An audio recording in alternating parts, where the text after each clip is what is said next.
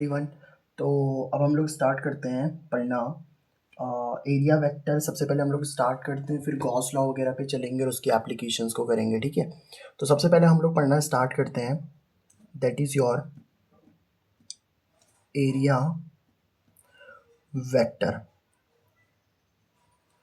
देखो basically area vector की अगर मैं आपसे बात करूँ ना, तो आप सबको पता है कि एरिया एक स्केलर क्वांटिटी होती है, ये बात तो आपको पता ही है ना।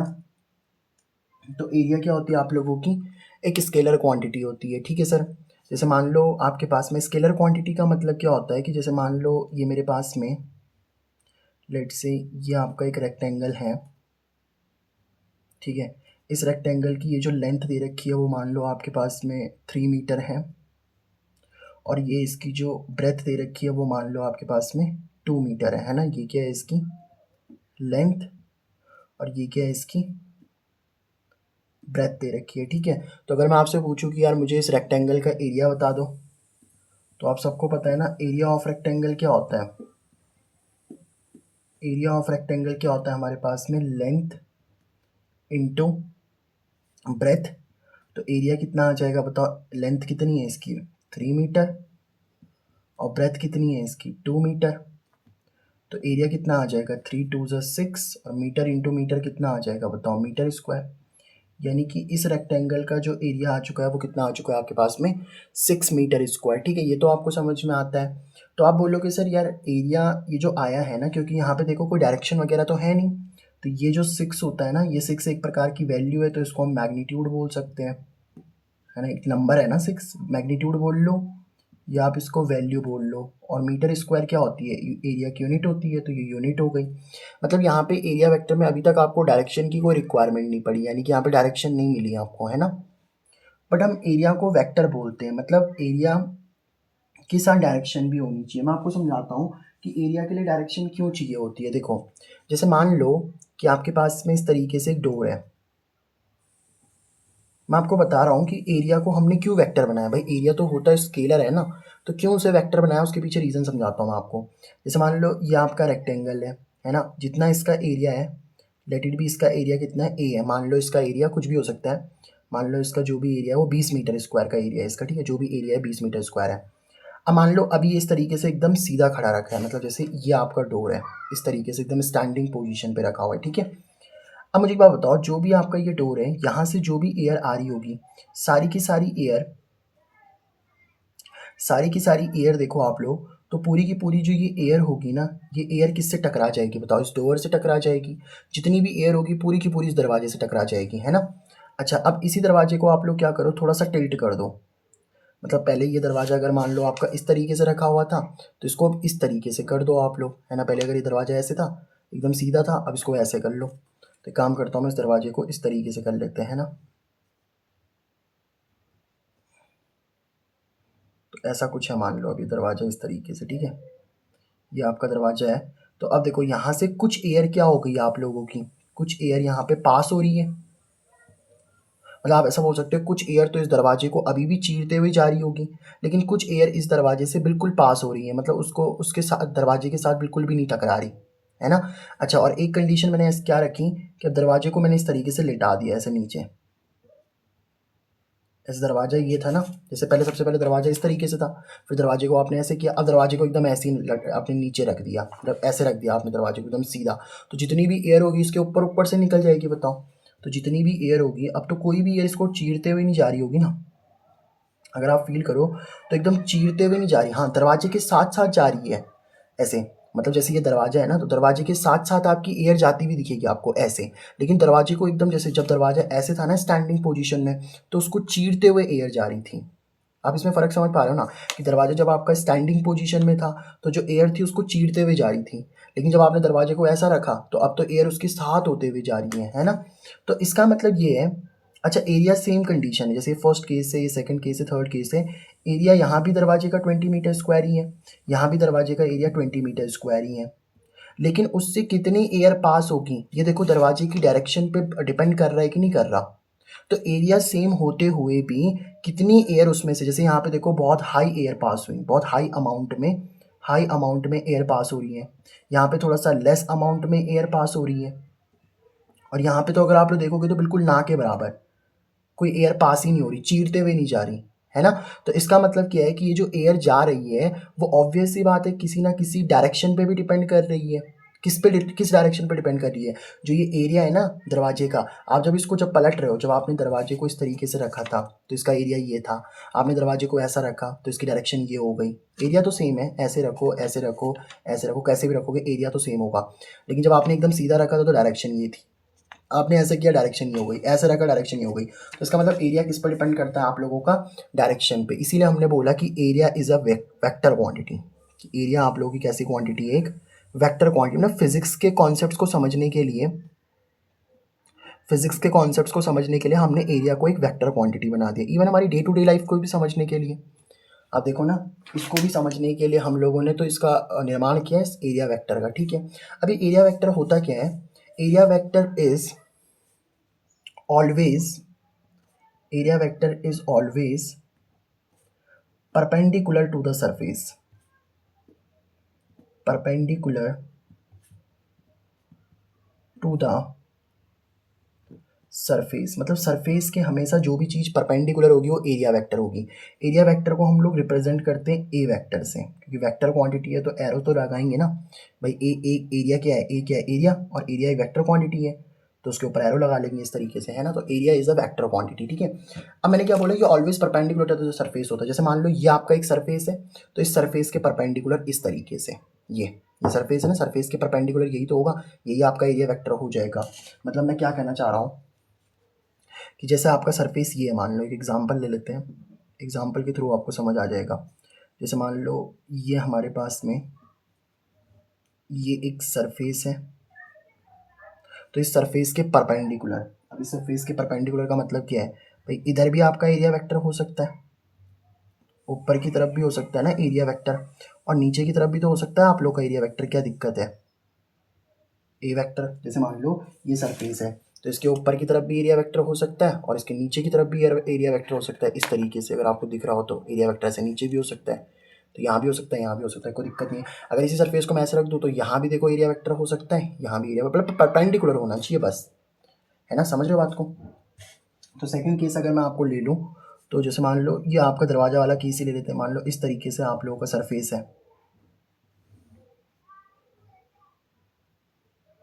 है ना। तो इसका एरिया वेक्टर किस तरीके से होगा? देखो ये सरफेस है ना, जैसे मान लो ये सरफेस है तो इस सरफेस के परपेंडिकुलर इस तरीके से, तो सरफेस के परपेंडिकुलर इस तरीके से ये आपका एरिया वेक्टर आ जाएगा, या फिर आपका ये एरिया वेक्टर आ जाएगा। ठीक है, तो मैंने आपको ये समझा दिया कि एरिया वेक्टर क्यों होता है, और एरिया वेक्टर का मतलब होता है always perpendicular to the surface. जो भी सरफेस है उसके परपेंडिकुलर आप बना दोगे तो एरिया वेक्टर हो जाएगा। ठीक है, अब मैं आपसे बात करता हूँ इलेक्ट्रिक फ्लक्स की। Now we are going to discuss about electric flux।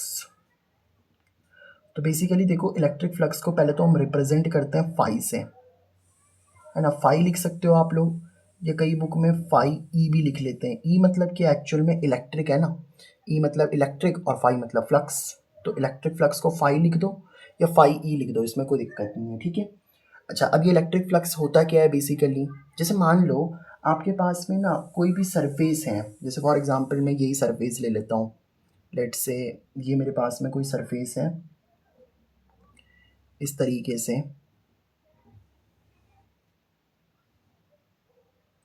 ये आपके पास में कोई सरफेस है, तो इस सरफेस से मान लो कुछ इलेक्ट्रिक फील्ड लाइंस पास हो रही हैं, 1 2 3 4 5 6, कुछ ऐसी इलेक्ट्रिक फील्ड लाइंस। ये क्या है आप लोग की? ई यानी कि इलेक्ट्रिक फील्ड लाइंस। तो बेसिकली हम इलेक्ट्रिक फील्ड लाइंस को क्या बोलते हैं कि जैसे एक सरफेस है ना, तो उस सरफेस से परपेंडिकुलर, भाई ये जो देखो, जैसे ये सरफेस है ना आप लोगों का, तो सरफेस को चीरते हुए, मतलब उस पर 90 डिग्री का एंगल बनाते हुए, जैसे ये सरफेस है, अब ये सरफेस ऐसा होता तो इलेक्ट्रिक फील्ड लाइंस ऐसी चली जाती, ये सरफेस ऐसा होता तो इलेक्ट्रिक फील्ड लाइंस ऐसी चली जाती। मतलब सरफेस के परपेंडिकुलर होना चाहिए। तो सरफेस के, जैसे मान लो ये सरफेस रखा है तो सरफेस के परपेंडिकुलर ऐसी इलेक्ट्रिक फील्ड लाइंस जानी चाहिए। तो हम क्या बोल सकते हैं, इलेक्ट्रिक फ्लक्स को कैसे डिफाइन कर सकते हैं? आप बोल सकते हो number of number of electric field lines, number of electric field lines passing through the surface, number of electric field lines passing through the surface, मतलब आपका जो सरफेस है उससे कितनी number of electric field lines passing हो रही हैं वही आपको बताना है। जैसे ये सरफेस था ना, तो इस सरफेस से कितनी इलेक्ट्रिक फील्ड लाइंस पास करिए, देखो जरा 1 2 3 4 5 6, तो इसका इलेक्ट्रिक फ्लक्स कितना हो जाएगा बताओ, इसका इलेक्ट्रिक फ्लक्स हो जाएगा 6। सिंपल, समझ गए बात को, है ना। और इलेक्ट्रिक फ्लक्स कैसी क्वांटिटी होती है आप लोग की, इसीलिए मैंने 6 लिखा है ना सिर्फ, तो यानी कि ये स्केलर क्वांटिटी है, इसकी डायरेक्शन वगैरह नहीं होती है ना, स्केलर क्वांटिटी है, ठीक है। तो ये आपकी कैसी क्वांटिटी है, स्केलर क्वांटिटी है। तो इलेक्ट्रिक फ्लक्स कितना आ गया यहाँ पे, 6 आ गया। तो number of electric field lines passing through the surface, but वो कैसी होनी चाहिए आप लोग की, परपेंडिकुलर होनी चाहिए। इलेक्ट्रिक फील्ड लाइंस पास तो करनी चाहिए बट वो परपेंडिकुलर करनी चाहिए। मैं आपको समझाता हूँ कैसे। जैसे मान लो अब सरफेस ये है आप लोगों का, सरफेस इस तरीके से है, तो इलेक्ट्रिक फील्ड लाइंस कैसे पास करनी चाहिए आप लोग की, इस तरीके से, ऐसे एकदम सरफेस को चीरते हुए, ऐसे perpendicular, perpendicular to the surface, है ना, सरफेस को चीरते हुए इलेक्ट्रिक फील्ड लाइंस लानी है। अब यहाँ पे 4 इलेक्ट्रिक फील्ड लाइंस पास कर रही हैं, तो इलेक्ट्रिक फ्लक्स कितना हो जाएगा आप लोगों का, 4 हो जाएगा। समझ गए बात को। तो इलेक्ट्रिक फ्लक्स क्या होता है ये आपको समझ में है ना, number of electric field lines passing through the surface, यानी कि सरफेस से कितनी इलेक्ट्रिक फील्ड लाइंस पास हो रही हैं, इसी को हम लोग इलेक्ट्रिक फ्लक्स बोलते हैं, ठीक है। अब देखो इलेक्ट्रिक फ्लक्स आप लोगों का किस बात पर डिपेंड करता है ये भी हम लोग समझ लेते हैं। तो इलेक्ट्रिक फ्लक्स आप लोगों का किन चीज़ों पर डिपेंड करता है वो मैं आपको समझाता हूँ। जैसे मान लो मैं आपको एक चीज़ बताऊँ, फॉर एग्जांपल मेरे पास में एक सरफेस है, एरिया मैं फिक्स कर लेता हूँ, ठीक है।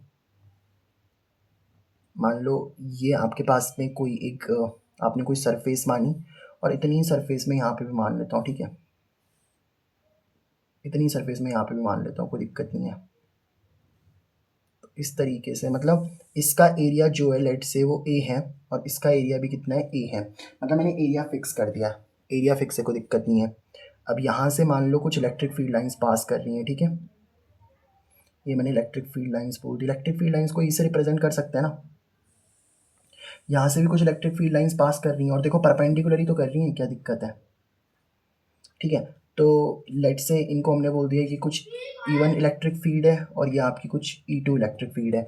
मुझे एक बात बताओ, यहाँ से कितनी इलेक्ट्रिक फील्ड लाइंस पास कर रही हैं, आप बोलोगे सर यहाँ से 3 इलेक्ट्रिक फील्ड लाइंस पास कर रही हैं, तो इसका जो इलेक्ट्रिक फ्लक्स है वो कितना है आप लोगों का, 3, और इसका जो इलेक्ट्रिक फ्लक्स है वो कितना है बताओ आप लोग का, 1 2 3 4, है ना। तो इसका मतलब यहाँ से अगर मैं बोल दूँ कि यहाँ का इलेक्ट्रिक फ्लक्स जो है आप लोगों का वो ज़्यादा है भाई यहाँ के इलेक्ट्रिक फ्लक्स से। यहाँ का इलेक्ट्रिक फ्लक्स 3 है, यहाँ का इलेक्ट्रिक फ्लक्स 4 है, क्योंकि यहाँ पे ज़्यादा number of electric field lines depend, ज़्यादा number of electric field lines depend जा रही हैं। मतलब ये वाला जो एरिया था इसमें से 3 इलेक्ट्रिक फील्ड लाइंस जा रही थी, ये वाला जो एरिया है इसमें से 4 इलेक्ट्रिक फील्ड लाइंस जा रही हैं, एरिया दोनों का सेम है। तो हम क्या बोल सकते हैं कि जो फ्लक्स होता है, जो आपका फ्लक्स है, इसका फ्लक्स 3 है और इसका फ्लक्स कितना है, 4 है। तो एरिया सेम होते हुए भी फ्लक्स अलग अलग आ रहा है कि नहीं आ रहा। तो हम बोलते हैं कि जो इलेक्ट्रिक फ्लक्स होता है ना वो किस पे डिपेंड करता है आप लोगों का, इलेक्ट्रिक फील्ड पे डिपेंड करता है। तो इलेक्ट्रिक फ्लक्स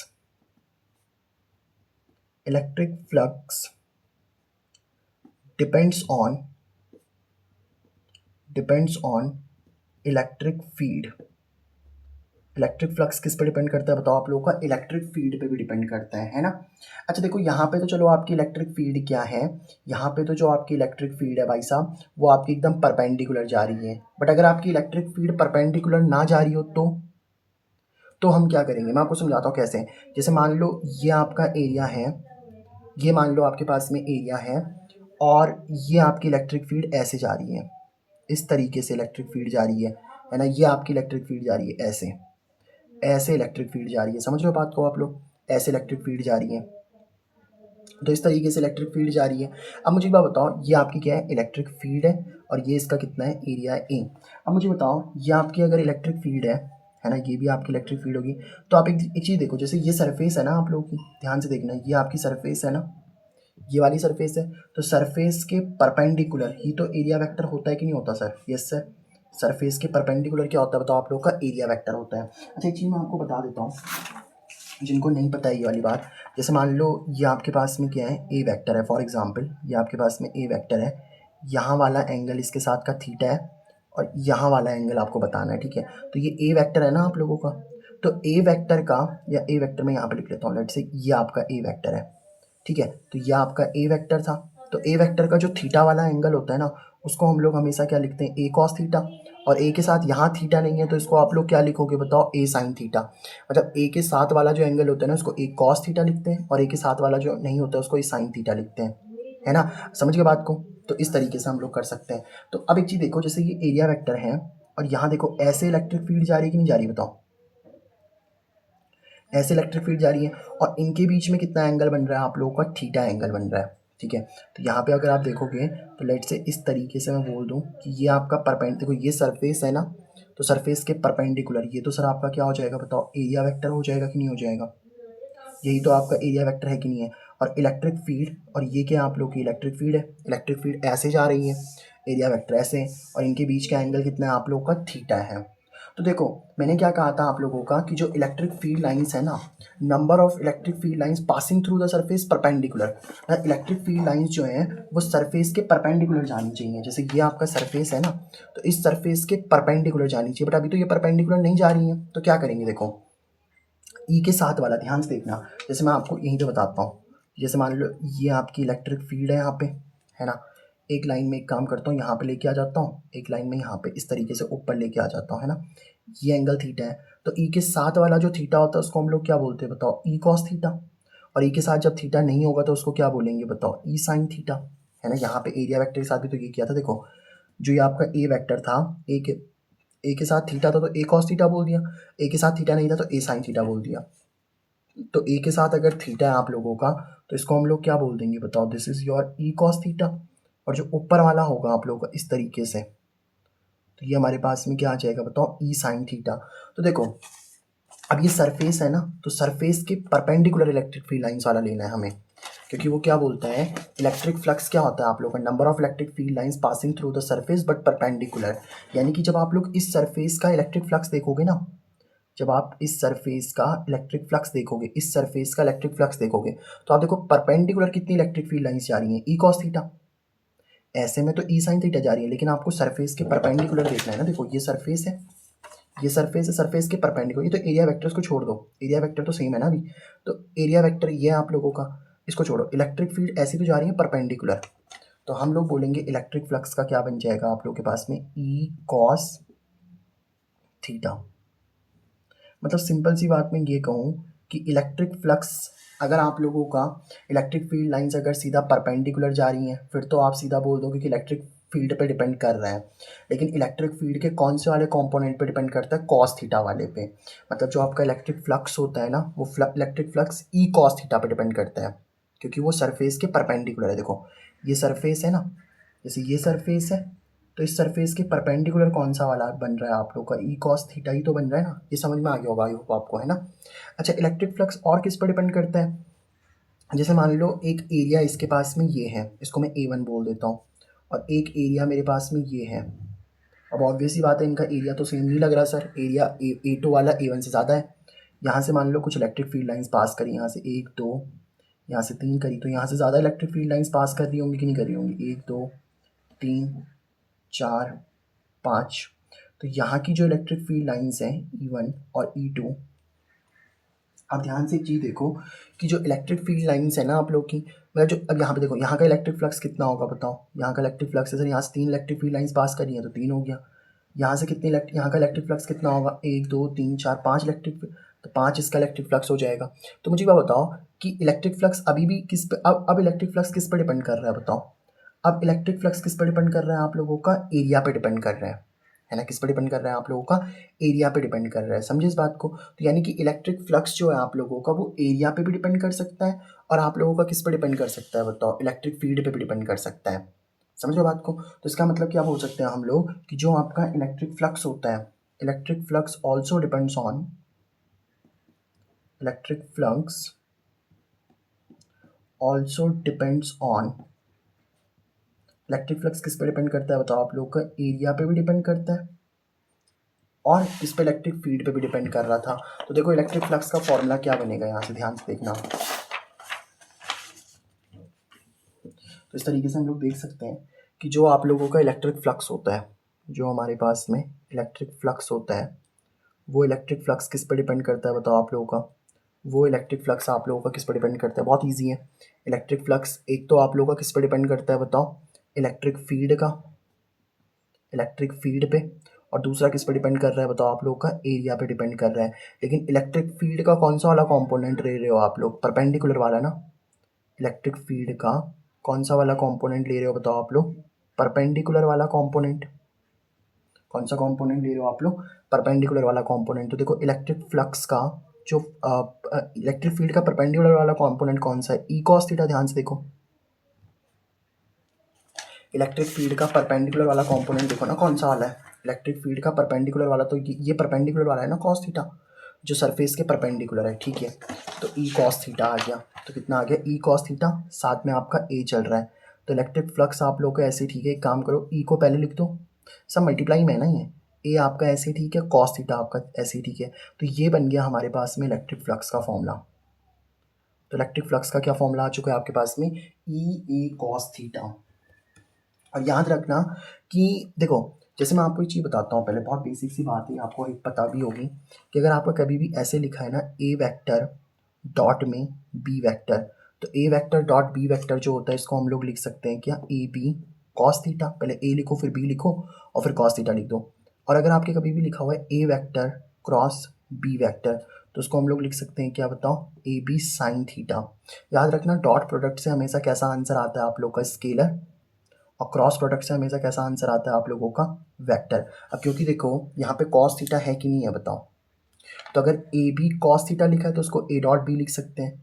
तो ई ए कॉस थीटा लिखा होगा तो उसको कैसे लिख सकते हैं, ध्यान से देखना। इलेक्ट्रिक फ्लक्स आपका ऐसे, ठीक है, देखो अगर आपका ए बी कॉस थीटा लिखा है तो पहले ए वेक्टर लिखो, और फिर बी पे क्या लगा दो, वेक्टर, और यहाँ पे डॉट लिख दो, डॉट। अब यहाँ पे ई ए कॉस थीटा लिखा है तो पहले ई वेक्टर लिखो, फिर ए वेक्टर लिखो, और उनके बीच में क्या लगा दो आप लोग, डॉट। तो इलेक्ट्रिक फ्लक्स का क्या फॉर्मूला बन चुका है आपके पास में, ई डॉट ए। तो इलेक्ट्रिक फ्लक्स को आप ई डॉट ए बोलो, चाहे ई ए कॉस थीटा बोलो। भाई ई डॉट ए को खोल के ही तो आपका ई ए कॉस थीटा बन रहा है कि नहीं बन रहा है बताओ। आई होप आपको ये वाली बात समझ में आ गई होगी। और क्योंकि ये डॉट प्रोडक्ट है, तो आप बोल सकते हो कि इलेक्ट्रिक फ्लक्स कैसी क्वांटिटी होती है आप लोग की, इलेक्ट्रिक फ्लक्स फाई ई बोल सकते हैं ना। फाई ई का मतलब क्या है यहाँ पे, electric flux is a scalar quantity. क्योंकि डॉट प्रोडक्ट से कैसी क्वांटिटी आती है आप लोग की, हमेशा स्केलर क्वांटिटी। देखो ना ये आपका डॉट प्रोडक्ट है कि नहीं है बताओ, और डॉट प्रोडक्ट से कौन सी क्वांटिटी आती है आपकी, स्केलर क्वांटिटी, है ना। अच्छा एक और चीज़ मैं आपको बता देता हूँ, इसकी एसआई यूनिट। तो SI unit of electric flux कितनी होगी वो भी हम लोग देख लेते हैं। देखो कैसे, मुझे एक बात बताओ, इलेक्ट्रिक फ्लक्स का फॉर्मूला क्या बन रहा है, ई और ए में आ रहा है ना। ध्यान से देखो अगर आप लोग, तो ई डॉट ए आ रहा है कि नहीं आ रहा। अब इलेक्ट्रिक फील्ड की यूनिट क्या होती है बताओ, इलेक्ट्रिक फील्ड की यूनिट आपको मैंने पढ़ाई थी, अगर आपको याद हो। इलेक्ट्रिक फील्ड का फॉर्मूला होता था force upon charge. Electric field का फॉर्मूला होता है ना फोर्स अपॉन चार्ज, एफ मतलब फोर्स, क्यू मतलब चार्ज। फोर्स की यूनिट क्या होती है बताओ, न्यूटन। और चार्ज की यूनिट क्या होती है बताओ आप लोग की, कूलाम। यही तो होती थी भाई साहब, है ना। तो न्यूटन पर कूलाम, क्या बोल सकते हैं हम लोग इसको, न्यूटन पर कूलाम। तो इलेक्ट्रिक फील्ड की यूनिट क्या बनती है आप लोगों की, न्यूटन पर कूलाम। आई होप आपको ये समझ में आ गया होगा, है ना। तो इलेक्ट्रिक फील्ड की यूनिट क्या बन चुकी है बताओ आपके पास में, न्यूटन पर कूलाम।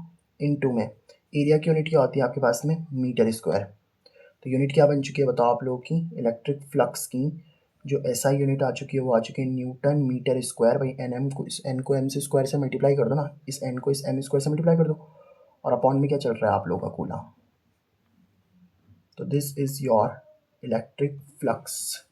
तो इलेक्ट्रिक फ्लक्स की आप लोगों को एसआई यूनिट मैंने बता दी, और इलेक्ट्रिक फ्लक्स का एकदम आपको मैंने फील भी दे दिया कि इलेक्ट्रिक फ्लक्स होता क्या है, ठीक है। अब हम स्टार्ट करते हैं पढ़ना अबाउट गाउस लॉ। तो अब मैं आपको पढ़ाने वाला हूँ, that is the very important thing, that is your Gauss law.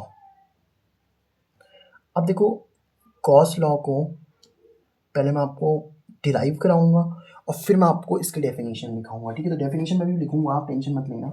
Gauss law होता क्या है वो मैं आपको समझाता हूँ। सबसे पहले एक बात याद रखना कि जो गॉस लॉ होता है ना आप लोगों का, गॉस लॉ क्या बोलता है कि जो आपका चार्ज होता है ना वो चार्ज आपका इनक्लोज होना चाहिए। डेफिनेशन लिखाऊंगा, टेंशन मत लो, पहले एक बार समझो कि गॉस लॉ कहता क्या है कि चार्ज आपका क्या होना चाहिए बताओ, इनक्लोज्ड चार्ज होना चाहिए। और इवन कि चार्ज की बात नहीं करता, ये आपका नेट चार्ज की बात करता है। किसकी बात करता है यहाँ पे, नेट चार्ज की। मैं आपको समझाता हूँ कैसे। जैसे मान लो मेरे पास एक प्लस Q1 चार्ज है, मेरे पास में एक प्लस Q2 चार्ज है, मेरे पास में एक प्लस Q3 चार्ज है, एक माइनस का Q4 चार्ज है, और इन सबको मैंने किसी सरफेस के अंदर क्या कर रखा है, बंद करके रखा है।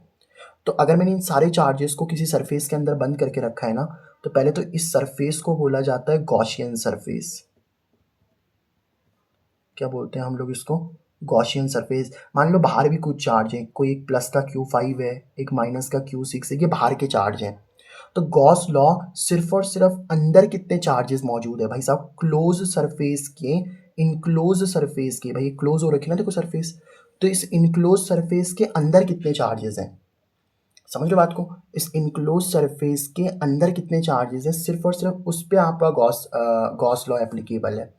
तो मतलब गॉस लॉ आप लोग का बोलता है कि सरफेस के अंदर कितने चार्जेस हैं उनको आप लोग देख लो, है ना।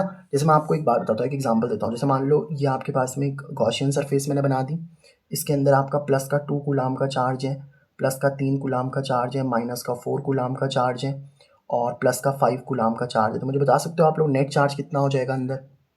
तो नेट चार्ज आपका हो जाएगा बताओ 2 और 3 5, प्लस का 2 प्लस का 3 प्लस का 5, और प्लस का 5 कितना हो जाएगा, प्लस का 10, और माइनस का कितना चल रहा है 4। तो यानी कि नेट चार्ज अंदर कितना है बताओ आप लोग का, +6 कूलाम का है कि नहीं है। नेट चार्ज आपका अंदर +6 कूलाम का है। तो बस अंदर जितना चार्ज है ना, अंदर कितना चार्ज है, पॉजिटिव चार्ज है ना, प्लस का 6 मतलब पॉजिटिव चार्ज ही तो है। माइनस का 6 आता तो आप बोलते हैं अंदर आपका कौन सा चार्ज है, नेगेटिव चार्ज है। तो मतलब गॉस की जो सरफेस है, ये जो गॉसियन सरफेस है, कौन सी सरफेस है बताओ आप लोग की, गॉसियन सरफेस। तो गॉसियन सरफेस के अंदर नेट कितना चार्ज है, गॉसियन सरफेस के अंदर नेट चार्ज कितना है, नेट चार्ज। और वो नेट चार्ज कैसा चार्ज होना चाहिए आप लोगों का, इनक्लोज चार्ज होना चाहिए, उसी पे आप लोगों का गॉस लॉ लगेगा। इतनी बात आपको समझ आ गई होगी आई होप, है ना। ठीक है, तो मैं काम करता हूँ कि लेट से मेरे पास में कोई प्लस का Q चार्ज है। अभी मान लेते हैं एक ही चार्ज आपके पास में है, ज़्यादा नहीं है, सिर्फ एक ही चार्ज है, पॉजिटिव चार्ज है। तो इस प्लस Q के अराउंड पहले तो आपको एक गॉसियन सरफेस बनानी पड़ेगी, और वो गॉसियन सरफेस जो मैं बना रहा हूँ ना, वो गॉसियन सरफेस में बना रहा हूँ स्फीयर। अब आप बोलोगे सर स्फीयर ही क्यों बनाई, तो ये तो आपकी, पहले तो मैं समझाता हूँ क्यों बनाते हैं गॉसियन सरफेस, मैंने स्फीयर ही क्यों बनाई। क्या बोलेंगे बताओ इसको, this is the Gaussian surface. और ये जो गॉसियन सरफेस है ये कैसी बना रखी है बताओ मैंने, this is the spherical Gaussian surface. तो ये आपकी स्फेरिकल गॉसियन सरफेस है। देखो मैं आपको बताता हूँ मैंने स्फीयर ही क्यों बनाया। एक्चुअल में प्लस Q चार्ज ना एकदम मिड पे होगा, ठीक है। जैसे मान लो फॉर एग्जाम्पल मेरे पास में प्लस Q चार्ज है। अब इस प्लस Q चार्ज से जब आप लोगों ने गॉसियन सरफेस बनाई ना, तो इस प्लस Q चार्ज को अगर आप बोल दो कि सेंटर पे है मान लो, तो यहाँ से यहाँ तक की डिस्टेंस अगर R है, तो यहाँ से यहाँ तक की डिस्टेंस भी R होगी, यहाँ से यहाँ तक की डिस्टेंस भी R होगी, यहाँ से यहाँ तक की डिस्टेंस R, यहाँ से यहाँ तक, हर जगह की डिस्टेंस कितनी होगी बताओ, R होगी कि नहीं होगी। यानी कि डिस्टेंस आपकी फिक्स हो जाएगी, और डिस्टेंस अगर फिक्स हो जाती है ना, तो फिर गॉस लॉ ईजिली आप लोगों का एप्लीकेबल हो जाएगा, ईजिली हम लोग इसको सॉल्व कर लेंगे। समझ गए बात को। तो इसीलिए मैंने यहाँ पे क्या बनाई है, स्फेरिकल बनाई है, ठीक है। अब ये बोलता है, अब मेरा सवाल ये है कि इस प्लस Q चार्ज से, ये जो आपका प्लस Q चार्ज है ना, इस प्लस Q चार्ज से ये जो आपकी इनक्लोज सरफेस है, मतलब ये जो आपकी गॉसियन सरफेस है, इस गॉसियन सरफेस से टोटल कितना फ्लक्स निकलेगा। यानी कि हमको क्या फाइंड आउट करना है basically, we have to find out, we have to find out total flux, total flux through this Gaussian surface. मतलब ये जो आपकी गॉसियन सरफेस है ना, इस गॉसियन सरफेस से टोटल कितना फ्लक्स निकलेगा।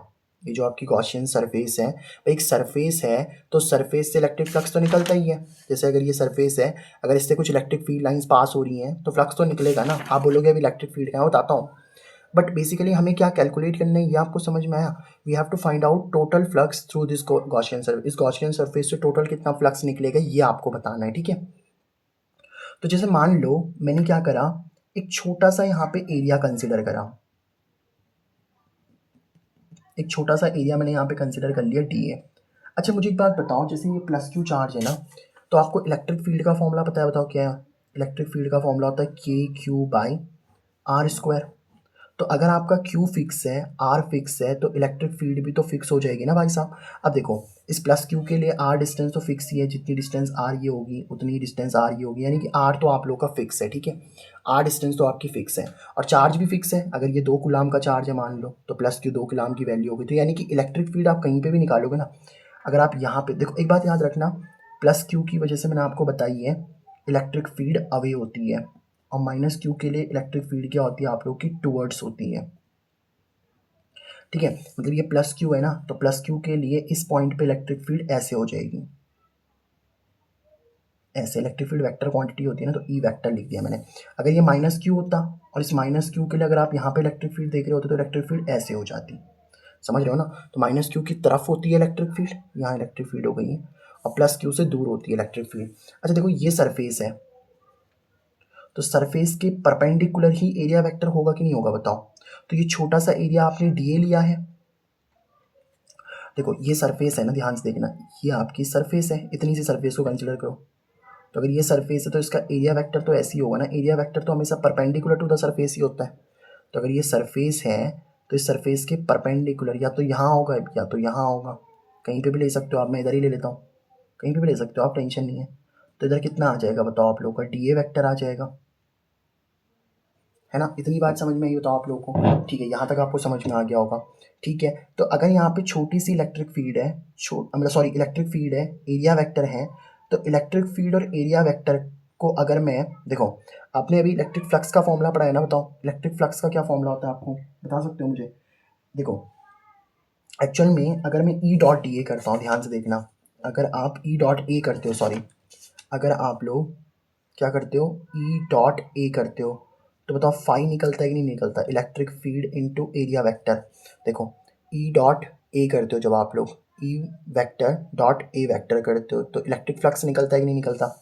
तो अगर मैं ई डॉट डी ए करूँगा, मतलब अगर एरिया वेक्टर छोटा है तो फ्लक्स भी छोटा निकलेगा, उसको हमने डी फाई बोल दिया। भाई एरिया वेक्टर बड़ा है तो फाई लिखो, एरिया वेक्टर छोटा है तो डी फाई लिखो।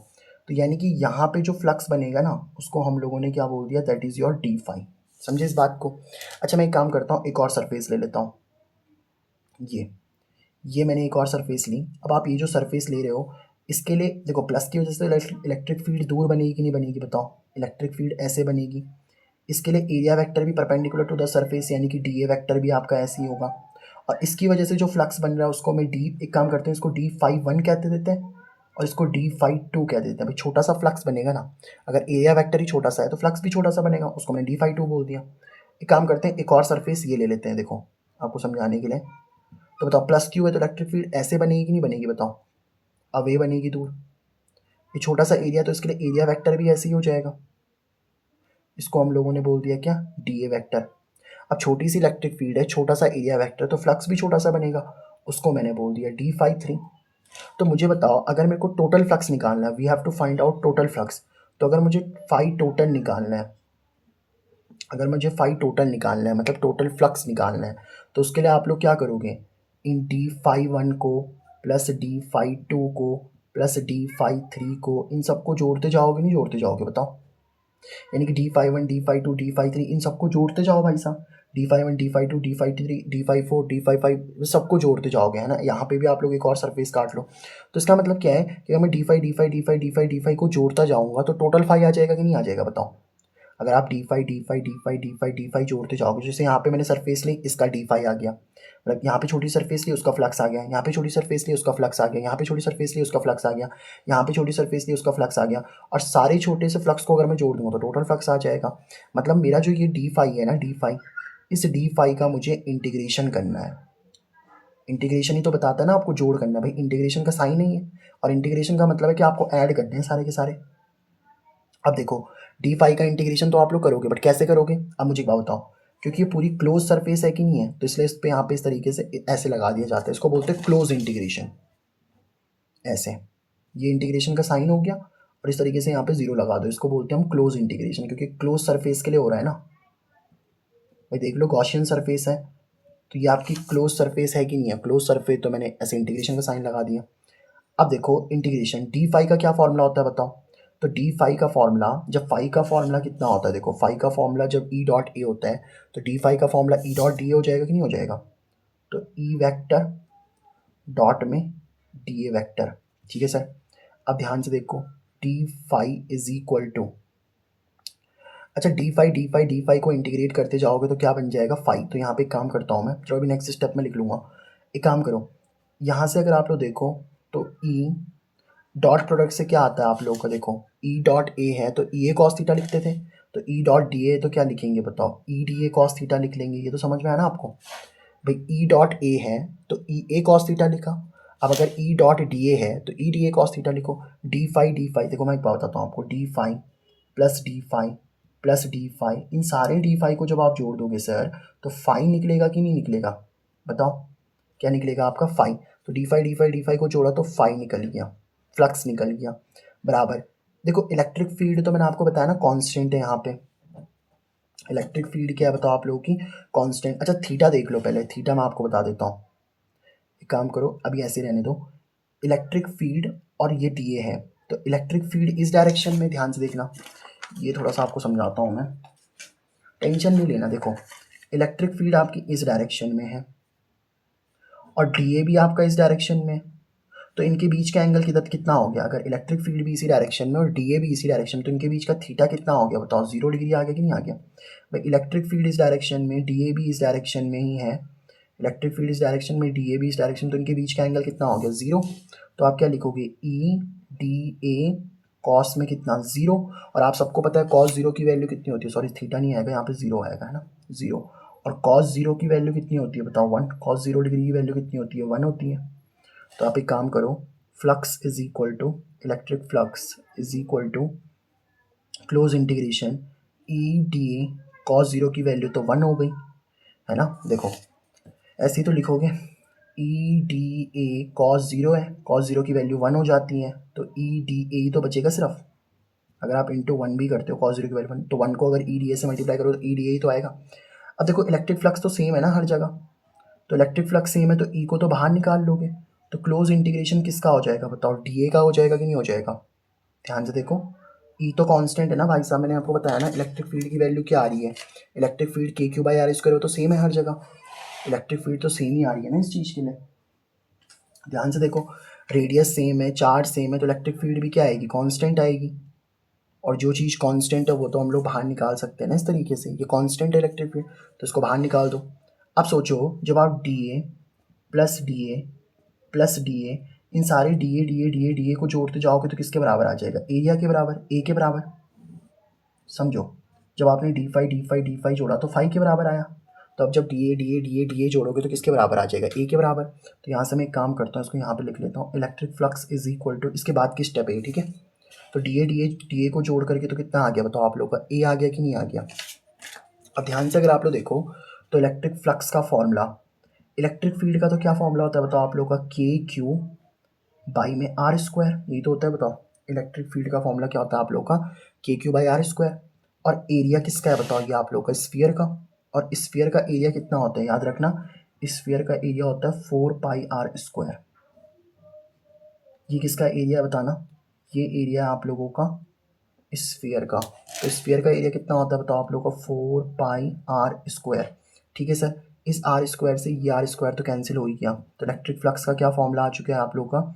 अच्छा चीज़ देखो, ये जो के है ना आप लोगों का, इस के की जगह पे मैं आपको चीज़ बताता हूँ, अगर सोच लो कि ये जो आप लोगों का चार्ज है ना एयर में रखा है, तो एयर के लिए मैंने आपको के की वैल्यू ये बताई थी कि नहीं बताई थी बताओ, 1/4 पाई एप्सिलॉन नॉट। तो के की वैल्यू एयर के लिए कितनी होती है बताओ, 1/4 पाई एप्सिलॉन नॉट। तो ठीक है सर, के की वैल्यू हो गई 1/4 पाई एप्सिलॉन नॉट। तो के की वैल्यू कितनी लिख सकता हूँ बताओ मैं यहाँ पे, के की वैल्यू आप लोग लिख सकते हो 1/4 पाई एप्सिलॉन नॉट, है ना। साथ में कितना चल रहा है बताओ आप लोगों का, क्यू चल रहा है, इंटू में कितना चल रहा है बताओ आपका, 4 पाई चल रहा है। तो 4 पाई से 4 पाई भी कैंसिल हो जाएगा कि नहीं हो जाएगा बताओ। तो इलेक्ट्रिक फ्लक्स का फाइनली जो फॉर्मूला आ गया मैं यहाँ पे लिख लेता हूँ, इसके बाद की स्टेप है ये, ठीक है। तो इलेक्ट्रिक फ्लक्स का जो फाइनली फॉर्मूला आ चुका है आप लोगों को इतना आ चुका है, देखो Q इंटू 1 कितना बच जाएगा आपका Q, और अपॉन में कितना चल रहा है आप लोगों का एप्सिलॉन नॉट। तो this is the electric flux. Epsilon not बताई थी ना मैंने आपको। एप्सिलॉन नॉट क्या होती है आप लोगों की, this is the permittivity of free space, permittivity of free space. इसकी वैल्यू भी मैंने आपको बताई थी 8.84 इंटू 10⁻⁻12 कूलाम स्क्वायर पर न्यूटन मीटर स्क्वायर, ठीक है। This is the value of epsilon naught. तो अब देखो गॉस लॉ क्या बोलता है कि अगर आपके पास में किसी क्लोज सरफेस में कोई चार्ज है, और वो चार्ज आपका बहुत सारे चार्जेस को जोड़ के जो नेट चार्ज आ रहा है, नेट चार्ज मैंने अभी आपको समझाया था ना, तो वो जो आपका नेट चार्ज आ रहा है, जैसे मान लो Q1 Q2 Q3 बहुत सारे चार्ज हैं, तो उसमें प्लस का 6 कूलाम बचा, तो ये नेट चार्ज आया था ना। तो किसी नेट चार्ज से, जो नेट चार्ज आपका इनक्लोज होना चाहिए, तो उस नेट चार्ज से निकलने वाला जो आपका फ्लक्स होता है, किसी नेट चार्ज से निकलने वाला और एक क्लोज सरफेस से निकलने वाला जो टोटल फ्लक्स होता है वो किसके बराबर होता है, उस चार्ज को, जो भी चार्ज है आपका, उसको एप्सिलॉन नॉट से क्या कर दो, डिवाइड कर दो। मैं आपको समझाता हूँ कैसे। जैसे मान लो कि हमारे पास में यहाँ पे एक प्लस का 2 कूलाम का चार्ज है, और मुझे बताना है इस प्लस 2 कूलाम चार्ज से कितना आप लोगों का इलेक्ट्रिक फ्लक्स निकल रहा है। तो इलेक्ट्रिक फ्लक्स निकालने का बहुत ईजी सा फॉर्मूला हो गया भाई, आप देख लो चार्ज कितना दे रखा है आप लोगों को, चार्ज की वैल्यू कितनी दे रखी है 2, और चार्ज को किससे डिवाइड कर लेना है बस, एप्सिलॉन नॉट से। एप्सिलॉन नॉट की वैल्यू कितनी होती है 8.85 इंटू 10⁻⁻12। जो आप सॉल्व करके जो भी आंसर आएगा वही आपका इलेक्ट्रिक फ्लक्स हो जाएगा। समझ गए बात को। तो इस तरीके से इलेक्ट्रिक फ्लक्स आप निकाल सकते हो।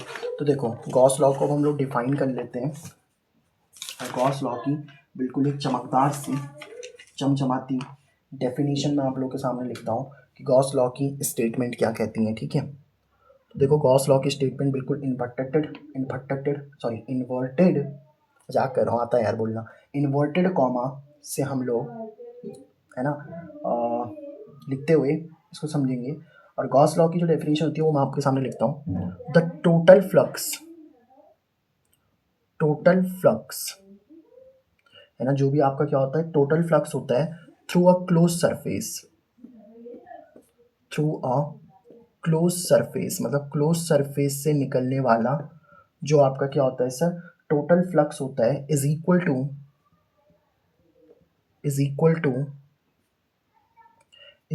To the net charge enclose inside, net charge enclose, bouncer तो नहीं जा रही ना, समझ तो आ रही होगी, total flux through a close surface.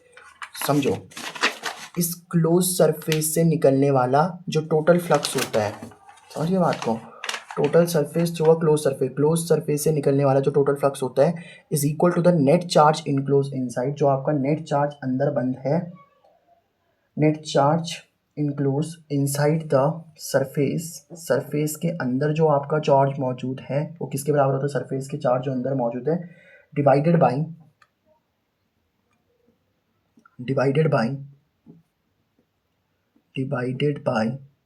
Permittivity of free space,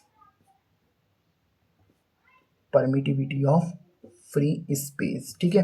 तो यही बात ये कह रहा है कि किसी क्लोज सरफेस से निकलने वाला जो टोटल फ्लक्स होता है वो बराबर होता है उस नेट चार्ज का जो अंदर मौजूद है, सरफेस के अंदर मौजूद है, और डिवाइडेड बाय आप लोगों का परमिटिविटी ऑफ फ्री स्पेस, यानी कि Q बाय एप्सिलॉन नॉट। बस सिंपल बात, नो बकवास। चलो अब हम लोग एक काम करते हैं, मैंने आपको कूलाम्स लॉ कभी पढ़ाया था क्या, कूलाम्स लॉ? अरे पढ़ाया था तो सर, याद तो आपको रहता नहीं है यार, है ना, और याद आपको रहता नहीं है फिर आप मुझे बोलते हो।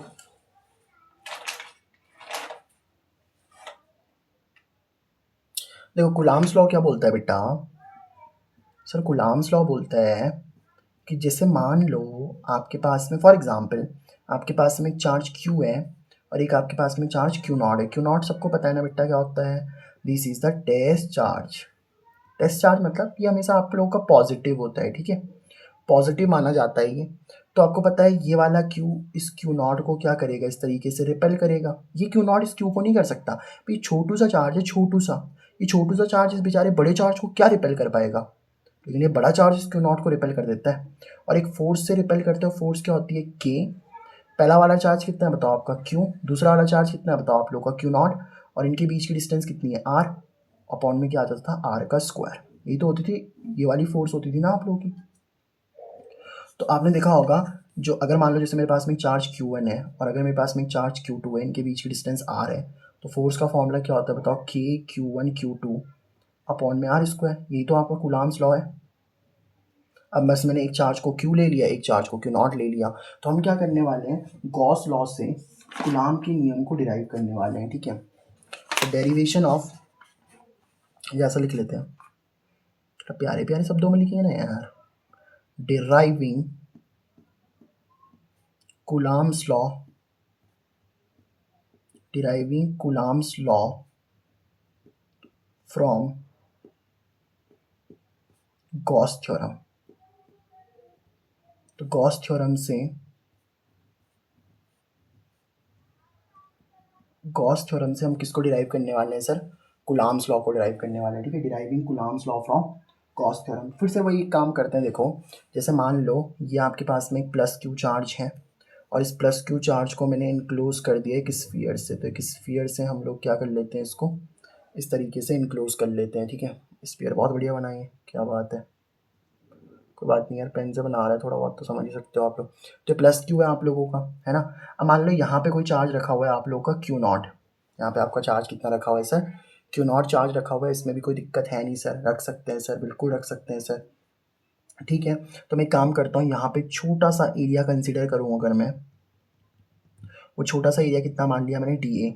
अच्छा, प्लस क्यू की वजह से इलेक्ट्रिक फील्ड आपको पता ही है अवे होती है, तो मैंने ये बना दी यहाँ पे इलेक्ट्रिक फील्ड। और क्योंकि देखो ये सरफेस ऐसी है ना, तो सरफेस के परपेंडिकुलर भी डी ए वेक्टर ऐसे होगा, बताओ। Yes sir. तो अगर यहाँ पे इलेक्ट्रिक फील्ड है और डी ए है, तो क्योंकि छोटा सा एरिया वेक्टर है तो इलेक्ट्रिक फ्लक्स भी छोटी सी बनेगी, उसको मैंने डी फाई बोल दिया, है ना।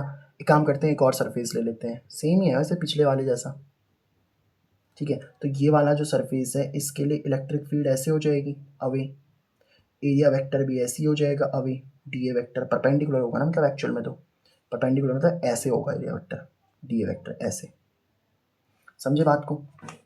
तो मुझे एक बात बताओ, अगर आपको टोटल फ्लक्स निकालना है, क्या निकालना है अगर आप लोगों को, टोटल फ्लक्स निकालना है, टोटल फ्लक्स ये कौन सी सरफेस है बताओ आप लोगों की, गॉसियन सरफेस। कौन सी सरफेस है आप लोगों की, this is the Gaussian surface. तो टोटल फ्लक्स अगर आपको निकालना है, तो टोटल फ्लक्स निकालने के लिए आप लोग क्या करोगे बताओ, डी फाई प्लस में डी फाई प्लस में डी फाई, इन सारे डी फाई को जोड़ दोगे, मतलब हमें डी फाई का क्या करना है सर, क्लोज इंटीग्रेशन कर लेना है, क्योंकि क्लोज सरफेस है। अब डी फाई का क्या फॉर्मूला बन जाएगा आप लोगों का, देखो फाई का फॉर्मूला क्या होता है बताओ, फाई का फॉर्मूला होता है ई डॉट ए, लेकिन आप छोटा सा फ्लक्स छोटा सा एरिया लिया है तो ई डॉट डी ए हो जाएगा, तो क्या हो जाएगा आप लोगों का, ई डॉट टी एम, ठीक है सर।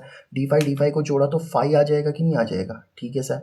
ई देखो, अब देखो इनके बीच में इलेक्ट्रिक फील्ड जिस डायरेक्शन में, एरिया वेक्टर भी उसी डायरेक्शन में, तो इलेक्ट्रिक फील्ड जिस डायरेक्शन में, एरिया वेक्टर जिस डायरेक्शन में, तो उनके बीच का एंगल, पहले तो ई डॉट डी ए को मैं E D A cos theta लिख सकता हूँ कि नहीं लिख सकता बताओ, कैसे सर। भाई ई डॉट ए है तो ई ए कॉस थीटा, तो ई डॉट डी ए है, यहाँ पे भी तो लिखा था मैंने, ई डॉट डी ए है तो E D A cos theta, ठीक है सर। फाई का फॉर्मूला क्या होता है, क्यू बाई एप्सिलॉन नॉट, ये तो हम अभी निकाल चुके हैं ना भाई। एक चार्ज की वजह से उस सरफेस से निकलने वाला total flux, total flux electric flux कितना होता है, क्यू बाई एप्सिलॉन नॉट। तो टोटल फ्लक्स इलेक्ट्रिक फ्लक्स कितना होता है, क्यू बाई एप्सिलॉन नॉट, वो मैंने लिख दिया। तो इलेक्ट्रिक फ्लक्स की जगह पे क्यू बाई एप्सिलॉन नॉट।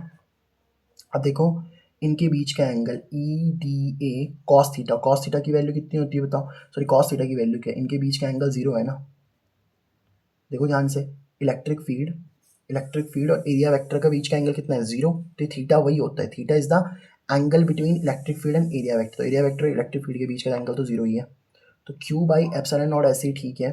देखो इलेक्ट्रिक फील्ड तो कांस्टेंट, पहले इसको एक काम करो थोड़ा और सॉल्व कर लो, E D A cos zero की वैल्यू कितनी होती है, वन।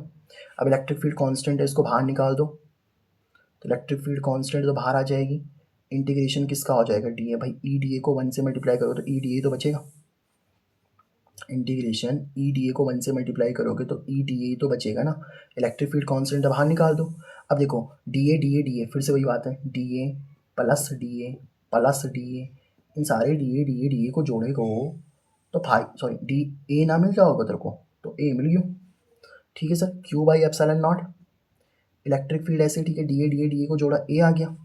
अब यहाँ से अगर मैं इलेक्ट्रिक फील्ड निकालूँ तो ध्यान से देखना, तो क्या निकलेगा आप लोग का क्यू अपॉन में एप्सिलॉन नॉट, तो ऐसे ही ठीक है।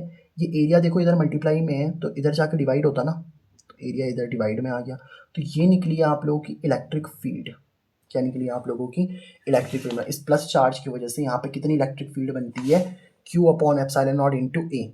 अब ध्यान से एक चीज़ और सुनना, मैं आपको वो बताता हूँ। यहाँ से एक काम करो, चलो वो मैं आपको भी करवा के दिखाता हूँ। अगर मान लो, क्योंकि देखो यहाँ पे इलेक्ट्रिक फील्ड है ना, याद रखना अगर कोई भी चार्ज पार्टिकल इलेक्ट्रिक फील्ड में रखा हुआ है, कोई भी चार्ज पार्टिकल अगर आपका इलेक्ट्रिक फील्ड में रखा हुआ है, जैसे मान लो यहाँ कहीं पे आप लोगों की इस तरीके से इलेक्ट्रिक फील्ड बन रही है ऐसे, ये मान लो आपकी कोई इलेक्ट्रिक फील्ड है। अब इस पर मान लो आपका कोई क्यू नॉट चार्ज रखा हुआ है, तो क्यू नॉट तो हमेशा प्लस होता है, तो electric field Q not charge पर अपनी तरफ एक फोर्स लगाएगी। अगर ये माइनस होता तो इलेक्ट्रिक फील्ड इसे अपने से दूर भेजती, मान लो ये माइनस का क्यू होता तो इलेक्ट्रिक फील्ड इसे अपने से दूर भेजती, और अगर ये प्लस है तो इलेक्ट्रिक फील्ड इसे अपनी तरफ बुलाएगी, तो एक फोर्स लगाएगी इस पर। और वो फोर्स कितनी होगी, इस पर देखो चार्ज कितना है, क्यू नॉट इंटू में कितना ई, मतलब इलेक्ट्रिक फील्ड में अगर कोई चार्ज क्यू नॉट रखा है तो उस पर कितनी फोर्स लगती है बताओ, F is equal to Q naught into E. तो यहाँ पे देखो क्यू नॉट चार्ज रखा है कि नहीं रखा, इलेक्ट्रिक फील्ड भी है, तो कितनी फोर्स लग जाएगी बताओ आप लोगों की, फोर्स लग जाएगी क्यू नॉट इंटू में ई, तो एफ इज इक्वल टू, इसको बोल दो एक काम करो इक्वेशन 1। तो इक्वेशन 1 से अगर आप देखोगे तो क्यू नॉट ऐसे, ठीक है, ई की जगह पे क्या लिख सकता हूँ बताओ मैं, क्यू अपॉन में एप्सिलॉन नॉट इंटू में E, from equation first we can say, from equation first, इस फर्स्ट इक्वेशन से ये चीज़ लिख दी ना मैंने। अब ध्यान से देखना, फोर्स इज इक्वल टू, एक काम करो कि एरिया तो आपको पता ही है ना सर कितना होता है, एक काम करो इस क्यू को पहले लिखो फिर क्यू नॉट को लिखो, भाई मल्टीप्लाई में आप लिख सकते हो ना, 2 इंटू 3 करो, 3 इंटू 2 करो, सेम ही आंसर 6 आता कि नहीं आता, तो क्यू को पहले लिख दो, क्यू नॉट को बाद में लिख दो। फिर कितना चल रहा है आप लोग का एप्सिलॉन नॉट, एक एरिया कितना होता है स्फीयर का, इस स्फीयर का एरिया कितना होता है, तो स्फीयर का एरिया होता है sir 4 pi r square, this is the area of sphere. तो स्फीयर का एरिया कितना आ गया बताओ, 4 पाई r स्क्वायर। एक काम करो, फोर्स इज इक्वल टू, देखो यहाँ कुछ नहीं लिख रखा तो मैं 1 से मल्टीप्लाई कर सकता हूँ ना, 1 को अगर q इंटू क्यू नॉट से मल्टीप्लाई करूँगा तो q इंटू क्यू नॉट ही तो आएगा, तो 1 आपका ऐसे ही ठीक है। 4 पाई चल रहा है, इस 4 पाई को लिख दिया मैंने, मल्टीप्लाई में कहीं पे भी लिख सकते हो 4 पाई, फिर एप्सिलॉन नॉट चल रहा है, एप्सिलॉन नॉट लिख दिया, फिर q चल रहा है, फिर क्यू नॉट चल रहा है, और अपॉन में कितना है r स्क्वायर। समझिए इस बात को, तो यानी कि फोर्स कितनी आ चुकी है, 1/4 पाई एप्सिलॉन नॉट को ही तो के बोलते हैं बताओ, 1/4 पाई एप्सिलॉन नॉट को ही क्या बोलते हैं बताओ हम लोग, के बोलते हैं। तो 1/4 पाई एप्सिलॉन नॉट जो है आप लोग का वो कितना हो चुका है सर, के हो चुका है। तो 1/4 पाई एप्सिलॉन नॉट जो होता है ना, के इज इक्वल टू कितना होता है, 1/4 पाई एप्सिलॉन नॉट।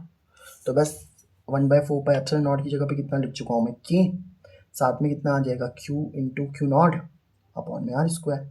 यही तो फोर्स लगती है दो चार्ज पार्टिकल्स के बीच में, और यही कौन सा लॉ है बताओ आप लोग का, this is the Coulomb's law.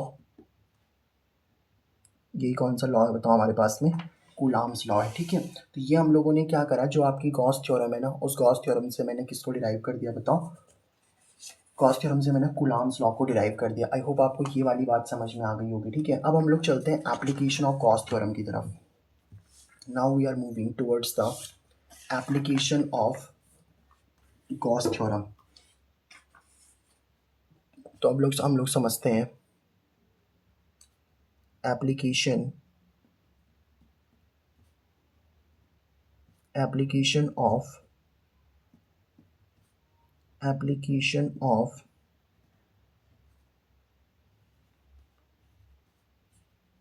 Gauss theorem.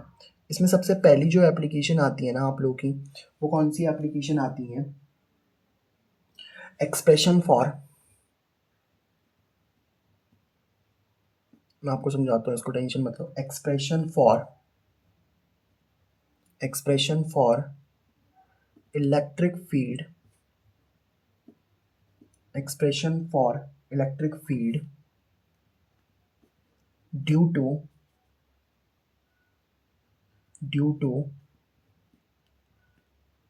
Line charge, expression for electric field due to line charge और we can say line charge, और we can say linear charge density. मैं आपको समझाता हूँ इसका मतलब क्या है।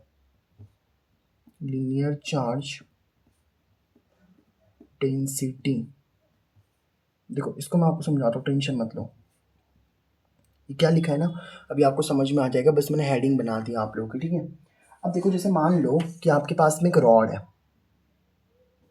इस तरीके से एक रॉड है।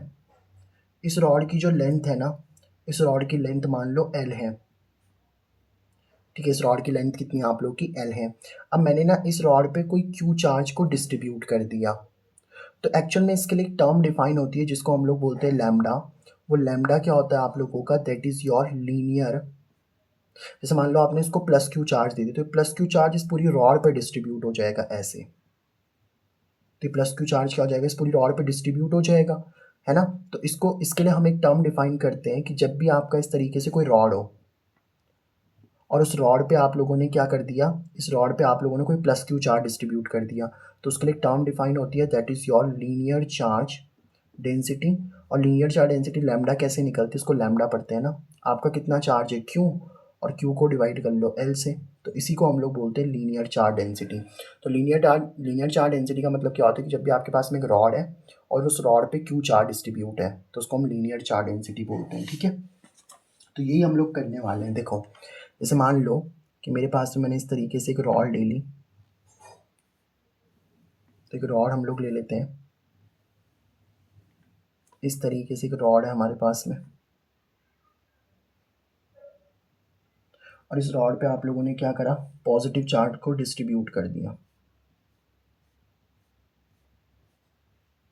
ठीक है। इस रॉड पे मैंने क्या करा, इस पॉजिटिव चार्ज को डिस्ट्रीब्यूट कर दिया, ठीक है। तो इसी को बोलते हैं लाइन चार्ज।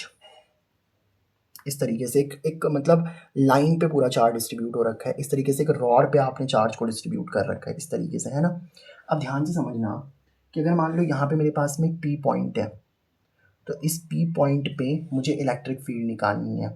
इस पी पॉइंट पे इस पूरे प्लस चार्ज की वजह से कितनी इलेक्ट्रिक फील्ड होगी ये निकालनी है मुझे। एक बात याद रखना, तो देखो गॉस लॉ क्या बोलता है कि जिस भी पॉइंट पे इलेक्ट्रिक फील्ड निकालनी है आप लोगों को, उस पर क्या करना है, पहले तो एक गॉसियन सरफेस बनाना है। तो यहाँ पे जो आप गॉसियन सरफेस बनाओगे ना, वो गॉसियन सरफेस आपका एक सिलेंडर बनता है। अब आप बोलोगे सर सिलेंडर क्यों बनाया, स्फीयर क्यों नहीं बनाया, मैं आपको समझाता हूँ। देखो क्या होता है, इस तरीके से पहले तो एक गॉसियन सरफेस आप लोग बना लोगे, है ना। क्या बना लोगे आप लोग, इस तरीके से एक गॉसियन सरफेस बना लोगे, समझे बात को। इस तरीके से आप लोगों ने क्या बना दिया, एक गॉसियन सरफेस बना दिया, ताकि ये पूरा का पूरा जो पॉइंट है आपका इनक्लोज हो जाए, ठीक है। अब सोचो कि जैसे मान लो ये आपका लीनियर चार्ज था, ये आपका लीनियर चार्ज है, इस पर आपने पॉजिटिव चार्ज दे रखा है। अब अगर आप एक स्फीयर बनाते हैं, तो स्फीयर से लेकर के यहाँ तक की डिस्टेंस और स्फीयर से लेकर के यहाँ तक की डिस्टेंस दोनों अलग अलग है कि नहीं है, बताओ भाई। स्फीयर की यहाँ से यहाँ तक की डिस्टेंस और स्फीयर की यहाँ से यहाँ तक की डिस्टेंस, दोनों डिस्टेंस अलग अलग है।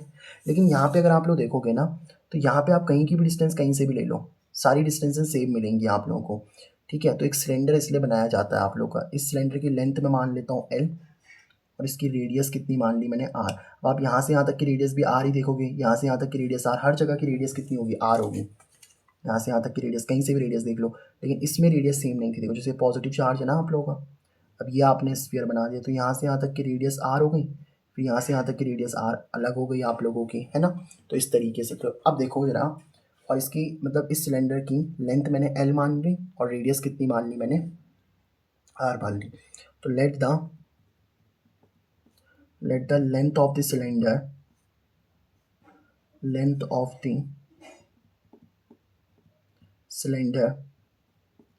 is L, and radius of the cylinder is R. तो let the length of the cylinder is L and radius of the cylinder कितनी बोल दी आप लोगों ने, R बोल दी, ठीक है। अब देखो जैसे आपका ना कोई भी सिलेंडर होता है, मैं आपको समझाता हूँ समझाने के लिए। एक जैसे मान लो ये डब्बा है अपने पास में, प्रिंगल्स का डब्बा है। अब जैसे मान लो ये डब्बा है अपने पास में, तो ये एक टाइप का सिलेंडर है आप लोगों का, है ना। देखो एक सरफेस इसकी ये हो गई, एक सरफेस इसकी ये वाली हो गई, और एक सरफेस इसकी ये हो गई, तो ये इसकी कर्व्ड सरफेस एरिया है। तो एक सरफेस ये, एक सरफेस ये दूसरा, और एक इसकी कर्व सरफेस एरिया। तो ये वाला जो एरिया होगा ना, ये वाला, यहाँ पे मैं एक सरफेस ले रहा हूँ ये वाली, तो ये कर्व सरफेस एरिया को डिनोट कर रही है, ठीक है। अब मान लो मैंने यहाँ पे एक छोटा सा एरिया कितना ले लिया बताओ, डी ए ले लिया। तो डी ए ले लिया तो इसके परपेंडिकुलर ही एरिया वेक्टर आ जाएगा कि नहीं आ जाएगा बताओ, इसको मैं डी ए वेक्टर ही बोल देता हूँ, छोटा सा एरिया लिया ना। तो ये सरफेस है, तो सरफेस के परपेंडिकुलर एरिया वेक्टर होता है कि नहीं होता, हम सीख चुके हैं अभी तक। अच्छा, प्लस की वजह से इलेक्ट्रिक फील्ड कहाँ होती है, तो मैंने आपको बताया प्लस की वजह से इलेक्ट्रिक फील्ड भी इधर ही होगी कि नहीं होगी बताओ। जो प्लस क्यू चार्ज, अगर मान लो ये प्लस क्यू चार्ज रखा है, तो प्लस क्यू से तो इलेक्ट्रिक फील्ड अवे होती है ना हमेशा। तो यहाँ पे देखो तो इलेक्ट्रिक फील्ड और एरिया वेक्टर सेम डायरेक्शन में, और सेम डायरेक्शन में तो इनके बीच का एंगल जो थीटा होगा वो कितना हो जाएगा, जीरो। यहाँ पे थीटा कितना हो जाएगा बताओ आप लोगों का, जीरो हो जाएगा। ये आप लोग समझ गए ना बात को, यहाँ तक तो कोई दिक्कत नहीं आएगी, ठीक है सर। अब मुझे एक बात बताओ कि जैसे यहाँ वाली सरफेस पे आ जाओ आप लोग, इस वाली सरफेस पे, तो यहाँ पे भी मैं एक काम करता हूँ, एक छोटा सा एरिया कंसिडर कर लेता हूँ। एक छोटा सा एरिया आप लोगों ने कंसिडर करा, तो वो छोटा सा एरिया कितना हो जाएगा बताओ आप लोगों का। उसके लिए परपेंडिकुलर आ जाएगा आप लोगों का डी ए वैक्टर, भाई सरफेस के परपेंडिकुलर डी ए वैक्टर होता है ना। और देखो प्लस की वजह से इलेक्ट्रिक फील्ड यहाँ होगी, भाई पी पॉइंट तो यहाँ है ना, यहाँ कहीं आप यहाँ मानो, जैसे पी पॉइंट इधर आपने लिया तो पी पॉइंट यहाँ भी तो ले सकते हो आप लोग। तो इलेक्ट्रिक फील्ड तो पी पॉइंट पे ऐसी होगी, भाई प्लस की वजह से इलेक्ट्रिक फील्ड तो ऐसी हो जाएगी। तो इनके बीच का एंगल जो थीटा होगा अब कितना हो जाएगा बताओ, 90 डिग्री। तो थीटा कितना हो गया हमारे पास में 90, तो ये थीटा कितना हो गया बताओ हमारे पास में 90। अच्छा, इस वाली सरफेस पे आना, जैसे मान लो ये हमारे पास में सरफेस है, तो बताओ एरिया वेक्टर तो परपेंडिकुलर हो जाएगा डी ए वेक्टर, भाई सरफेस ये है ना, तो सरफेस के perpendicular d A vector. Electric field ऐसे हो जाएगी आप लोगों की, क्योंकि पी पॉइंट देखो यहाँ है। अब पी पॉइंट अगर आपका इधर है तो प्लस की वजह से देखो, एक्चुअली मैं आपको समझाता हूँ यार, फील करना जरूरी है इसको। जैसे मान लो ये आपकी ये आपका चार्ज है, प्लस चार्ज है। अब पी पॉइंट आप यहाँ रखो, यहाँ रखो, यहाँ रखो, यहाँ रखो, कहीं भी रखो, इलेक्ट्रिक फील्ड तो उससे हमेशा ऐसे अवे ही आएगी ना। तो अभी भी अगर आप देखोगे तो डी और इलेक्ट्रिक फील्ड के बीच का एंगल कितना हो गया बताओ आप लोग का, 90 डिग्री हो गया। अब मुझे एक बात बताओ, मैंने आपको अभी क्या पढ़ाया, क्लोज इंटीग्रेशन ई डॉट डी ए किसके बराबर होता है सर, क्लोज इंटीग्रेशन ई डॉट डी ए, अभी निकाला था ना ई डॉट डी ए। तो ई डॉट डी ए किसके बराबर आया था, क्यू बाई एप्सिलॉन नॉट के। तो ई डॉट डी ए किसके बराबर आता है आप लोग का, क्यू बाई एप्सिलॉन नॉट के बराबर आता है कि नहीं आता, बिल्कुल आता है सर। अब एक चीज़ समझो आप लोग, जब आप लोगों ने मान लो यहाँ पे कुछ सरफेसेस हैं आप लोगों के पास में, फॉर एग्जांपल ये मेरे पास में सरफेस 1 है, ये मेरे पास में सरफेस 2 है, ये मेरे पास में सरफेस 3 है। तो इन सारी सरफेसेस का तो इंटीग्रेशन करना पड़ेगा आप लोगों को। देखो एक्चुअल में मैं क्या काम करता हूँ, एक इंटीग्रेशन करता हूँ, कौन सी वाली सरफेस है आप लोगों की, ये वाली सरफेस, कौन सी वाली, जो कर्व सरफेस एरिया है ना। सारे कर्व सरफेस एरिया पे आप छोटे छोटे लोगों की नहीं लोगे बताओ, जैसे ये भी कर्व सरफेस एरिया, यहाँ पे भी आप लोग छोटा सा एरिया ले सकते थे। तो एक्चुअल में हम लोगों को क्या लेना है, ई डॉट डी ए तो होगा, ई vector dot d A vector तो होगा, लेकिन ये सरफेस 1 के लिए होगा। फिर आप ई डॉट डी ए लगा दोगे सरफेस 2 के लिए, ई डॉट डी ए। और फिर आप लोग ई डॉट डी ए लगा दोगे किसके लिए बताओ, ई डॉट डी ए लगा दोगे किसके लिए, सरफेस 3 के लिए। और इन सब का सम किसके बराबर आ जाएगा, क्यू बाई एप्सिलॉन नॉट के लिए। मैं आपको समझाता हूँ, देखो ये है क्या एक्चुअल में। देखो इस पूरी क्लोज सरफेस से, इस पूरी क्लोज सरफेस से जितना ये पोर्शन है, इस क्लोज सरफेस से निकलने वाला फ्लक्स कितना होगा, क्यू बाई एप्सिलॉन नॉट। ये जो पूरी क्लोज सरफेस है ना, यहाँ से यहाँ तक आप देखो, यहाँ से यहाँ तक ये जो ये पोर्शन है, इस पूरी क्लोज सरफेस से निकलने वाला, जो ये पूरी क्लोज सरफेस है, क्लोज सरफेस से निकलने वाला जो फ्लक्स होगा, एक्चुअल में तो क्लोज सरफेस ही है ना, यहाँ से लेके यहाँ तक। तो जो पूरी क्लोज सरफेस है, क्लोज सरफेस से निकलने वाला फ्लक्स कितना होगा, क्यू बाई एप्सिलॉन नॉट। तो इस क्लोज सरफेस में कौन कौन से सरफेसेस है भाई, सरफेस 1 भी है, सरफेस 2 भी है, सरफेस 3 भी है। तो इन सबको जोड़ दोगे तो टोटल टोटल सरफेस ही तो मिल जाएगी। देखो मेरा टारगेट क्या है कि मुझे ना इस सिलेंडर की पूरी सरफेस से फ्लक्स निकालना है। इस सरफेस की जो टोटल अंदर वाली सरफेस है, जो पूरी क्लोज सरफेस है, वहाँ से फ्लक्स निकालना है। तो मैं सरफेस 1, सरफेस 2, सरफेस 3 इन सब की वजह से निकाल लेता हूँ, तो मुझे टोटल फ्लक्स ही तो मिल जाएगा। ठीक है, अब क्लोज इसलिए नहीं लगाया क्योंकि आप लोगों ने अलग अलग कर दिया भाई, यहाँ पे क्लोज इंटीग्रेशन इसलिए है क्योंकि आप पूरे क्लोज के लिए बोल रहे थे। अब तो आपने पार्ट्स में तोड़ दिया ना, तो फिर क्लोज थोड़ी ना होगा। ठीक है सर, तो एक काम करो, अब देखना जरा सरफेस 1 के लिए कितना बनेगा आप लोगों का। सरफेस 1 के लिए आ जाएगा ई, देखो सरफेस 1 के लिए ई और डी ए के बीच का एंगल कितना है, 0। तो E D A cos theta आ जाएगा पहले तो यहाँ पे भी। सरफेस 2 के लिए भी कितना आ जाएगा बताओ यहाँ पे, E D A cos theta. और सरफेस 3 के लिए भी कितना आ जाएगा बताओ आप लोगों का, E D A cos theta. भाई डॉट प्रोडक्ट से तो थीटा ही आता है ना, देखो डॉट प्रोडक्ट से तो कॉस थीटा ही आता है, ई dot d A cos theta, E dot d A cos theta, E dot d A cos theta, बराबर किसके चल रहा है, क्यू बाई एप्सिलॉन नॉट के। अब ध्यान से देखो सरफेस S1 के लिए E D A cos theta की जगह पे कितना लिख दोगे, कॉस जीरो, क्योंकि देखो सरफेस 1 के लिए, देखो सरफेस 1 ये है ना, तो यहाँ पे इलेक्ट्रिक फील्ड और एरिया वेक्टर के बीच का एंगल कितना है, इलेक्ट्रिक फील्ड और एरिया वेक्टर के बीच का एंगल कितना है बताओ, जीरो। सरफेस 2 के लिए देखो इलेक्ट्रिक फील्ड और एरिया वेक्टर के बीच का एंगल कितना है, 90, तो E D A cos 90 plus surface 3 के लिए अगर आप लोग देखोगे तो सरफेस 3 कौन सी वाली है, ये वाली, सॉरी सरफेस 3 ये थी, सरफेस 2 ये वाली है। सरफेस 2 देखो 3 देखो दोनों में 90 है, ई और डी ए के बीच का एंगल कितना है, 90, तो ई डी ए कॉस 90 हो जाएगा, साथ में क्यू बाई एप्सिलॉन नॉट तो चल ही रहा है आप लोगों का। अब देखो कॉस जीरो की वैल्यू कितनी होती है, 1, कॉस जीरो की वैल्यू कितनी होती है, 1 होती है ना, तो 1 इंटू ई डी ए कितना हो जाएगा बताओ, ई डी ए ही हो जाएगा सर सरफेस 1 के लिए, है ना। देखो cos 90 की वैल्यू कितनी होती है सर, जीरो, तो ये पूरी टर्म भी कितनी हो जाएगी, जीरो। cos 90 की वैल्यू कितनी होती है, जीरो, तो ये पूरी टर्म कितनी हो जाएगी, जीरो, है ना। याद रखना ये वाली बातें, cos जीरो की वैल्यू 1 और cos 90 की वैल्यू जीरो। तो अगर आपका cos 90 जीरो हुआ तो ये पूरी टर्म भी तो जीरो ही हो गई ना, ठीक है सर।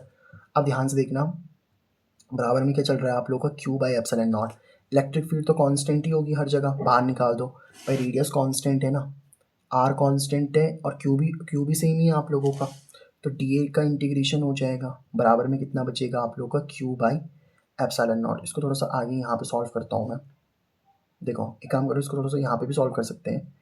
डी ए का इंटीग्रेशन करोगे, मैंने आपको बताया हमेशा डी ए प्लस जोड़ोगे तो ए आ जाएगा, बराबर में क्यू बाई एप्सिलॉन नॉट तो चल ही रहा है। यहाँ से इलेक्ट्रिक फील्ड अगर आप लोग निकालो तो यहाँ से इलेक्ट्रिक फील्ड कितनी आ जाएगी बताओ, क्यू बाई एप्सिलॉन नॉट तो ऐसे ठीक है, एरिया इधर मल्टीप्लाई में इधर जाके डिवाइड हो जाएगा। अब देखना जरा, मैंने आपको लैम्डा का क्या फॉर्मूला बताया बताओ, लैम्डा को मैंने थोड़ी देर पहले आपको फॉर्मूला बताया था ना, थोड़ी देर पहले ही मैंने आपको सिर्फ फॉर्मूला बताया। लैम्डा इज इक्वल टू क्या होता है, क्यू बाई एल, तो क्यू इज इक्वल टू मैं ऐसा लिख सकता हूँ, देखो एल इधर डिवाइड में उधर जाके क्या हो जाएगा, मल्टीप्लाई, तो क्यू इज इक्वल टू मैं लैम्डा इंटू एल लिख सकता हूँ ना। अगर lambda is equal to Q by L है तो क्यू इज इक्वल टू क्या लिख सकता हूँ, लैम्डा इंटू एल, तो क्यू इज इक्वल टू क्या लिख दिया मैंने, लैम्डा इंटू एल अपॉन में क्या चल रहा है, एप्सिलॉन नॉट ए।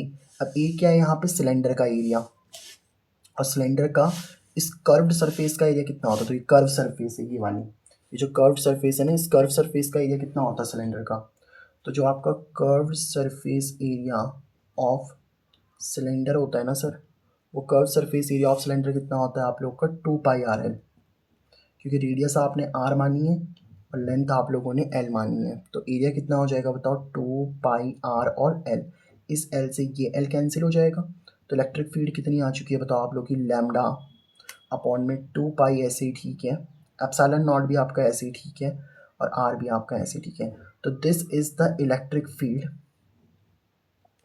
ये हमारे लाइन चार्ज की वजह से इलेक्ट्रिक फील्ड आ चुकी है कितनी, lambda upon 2π epsilon naught R. I hope आपको ये वाली टर्म समझ में आ चुकी होगी, ठीक है। तो ये चीज़ आपको समझ में आ चुकी है ना, expression for electric field due to linear charge बोल लो या लीनियर चार्ज आप लोग डेंसिटी बोल लो, ठीक है। यहाँ पे अगर आप लोग देखो तो इलेक्ट्रिक फील्ड और आर एक दूसरे के इन्वर्स में लिखे हुए हैं ना, तो इसका मतलब इलेक्ट्रिक फील्ड आप लोगों की इन्वर्सली प्रोपोर्शनल है आर के। मतलब क्या इस बात का, कि अगर आपकी डिस्टेंस बढ़ेगी तो इलेक्ट्रिक फील्ड कम हो जाएगी। सोचो आप इस पी पॉइंट को दूर दूर दूर दूर दूर लेके जाओ तो इलेक्ट्रिक फील्ड कम होगी, पी पॉइंट को पास पास पास लेके जाओ तो इलेक्ट्रिक फील्ड आपकी क्या हो जाएगी, कम हो जाएगी। सॉरी इलेक्ट्रिक फील्ड अगर आप पॉइंट पी को पास लेके आते हो तो इलेक्ट्रिक फील्ड ज़्यादा होगी, पी पॉइंट को दूर लेके जाओ तो इलेक्ट्रिक फील्ड कम हो जाएगी। इलेक्ट्रिक फील्ड और आर के बीच का ग्राफ भी बनता है, आप देख लो उस चीज़ को, ये आपका इलेक्ट्रिक फील्ड है, ये आर है, तो कुछ ऐसा ग्राफ आपका बनेगा, ठीक है। This is the graph between electric field and distance. चलो तो ये हम लोगों ने सबसे पहली एप्लीकेशन हम लोगों की समझ चुके हैं हम लोग, expression for electric field due to a linear charge, और लाइन चार्ज भी हम लोग बोल देते हैं। अब हम लोग सीखते हैं electric field due to charge sheet. तो इलेक्ट्रिक फील्ड अब हम लोगों को निकालनी है, सेकेंड एप्लीकेशन है इसकी, electric field due to electric field due to charge sheet, electric field due to charge sheet. अब ये कैसे होगा, जैसे मान लो कि आपके पास में एक चार्ज शीट है, और जैसे मान लो मैंने एक सरफेस ले ली इस तरीके से, और इस सरफेस को मैंने पूरा यूनिफॉर्मली पॉजिटिव चार्ज दे दिया ऐसे, इस तरीके से आप लोगों ने इसको यूनिफॉर्मली, इस तरीके से आप लोगों ने इसे यूनिफॉर्मली कौन सा चार्ज दे दिया बताओ, पॉजिटिव चार्ज। ये मैं आप सबको सिखा चुका हूँ, ये सरफेस चार्ज, लीनियर चार्ज वगैरह है ना, तो इसको आप एक बार देख ले लेना, ठीक है। अब मान लो इसके किसी पॉइंट पी पे हम लोगों को इलेक्ट्रिक फील्ड निकालनी है, तो फिर से हम लोग क्या करेंगे, इसका जो गॉसियन सरफेस बनाएंगे वो एक सिलेंडर ही बनाते हैं, ठीक है। तो इसका गॉसियन सरफेस भी क्या बनाते हैं सर, हम लोग एक सिलेंडर बना लेते हैं, कोई दिक्कत नहीं है। तो इसका गॉसियन सरफेस भी हम लोगों ने क्या बना दिया, इस तरीके से एक सिलेंडर ही बना चुके हैं, इसमें तो कोई दोहराई है नहीं, ठीक है। तो ये आप लोगों ने क्या कर दिया, इस तरीके से एक सिलेंडर बना दिया, ठीक है सर। अब आप इसकी बस कुछ नहीं करना, आप लोगों को इस पी पॉइंट पर इलेक्ट्रिक फील्ड निकालनी है, वो हम लोग निकाल लेंगे। पहले आप इस सरफेस पे एक छोटा सा एरिया कंसिडर करो, तो वो छोटा सा एरिया कितना मान लिया मैंने, बताओ, this is your D A, और एरिया वेक्टर होगा इसका इसी डायरेक्शन में, तो इसको बोल देते हैं डी ए वेक्टर।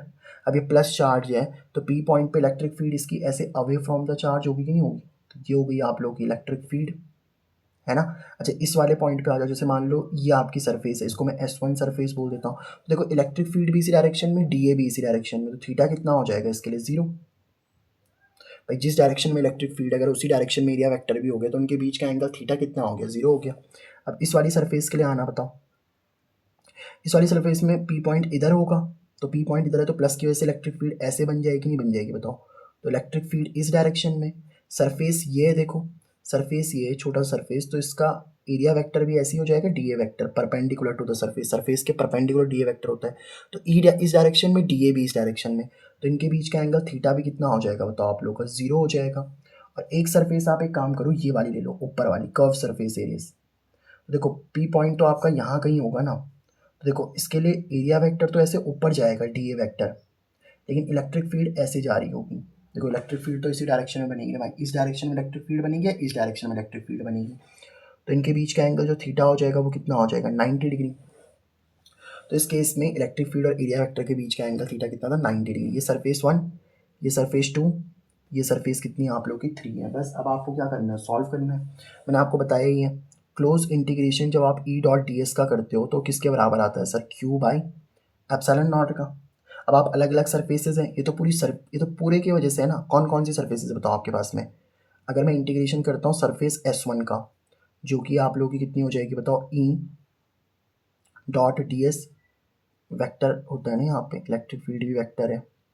देखो आप एक्चुअल में एरिया ले रहे हो तो इसको ई डी ए भी लिख सकते हैं हम लोग, ई डी ए लिखेंगे, ई डॉट डी ए, क्योंकि आप डी ए वैक्टर ले रहे हो ना, ई डॉट डी ए, तो उससे ज़्यादा आपको बेटर समझ में आएगा, ठीक है। इतनी बात आपको समझ में आई कि नहीं आई बताओ, आई होप आपको समझ तो आ ही रहा होगा।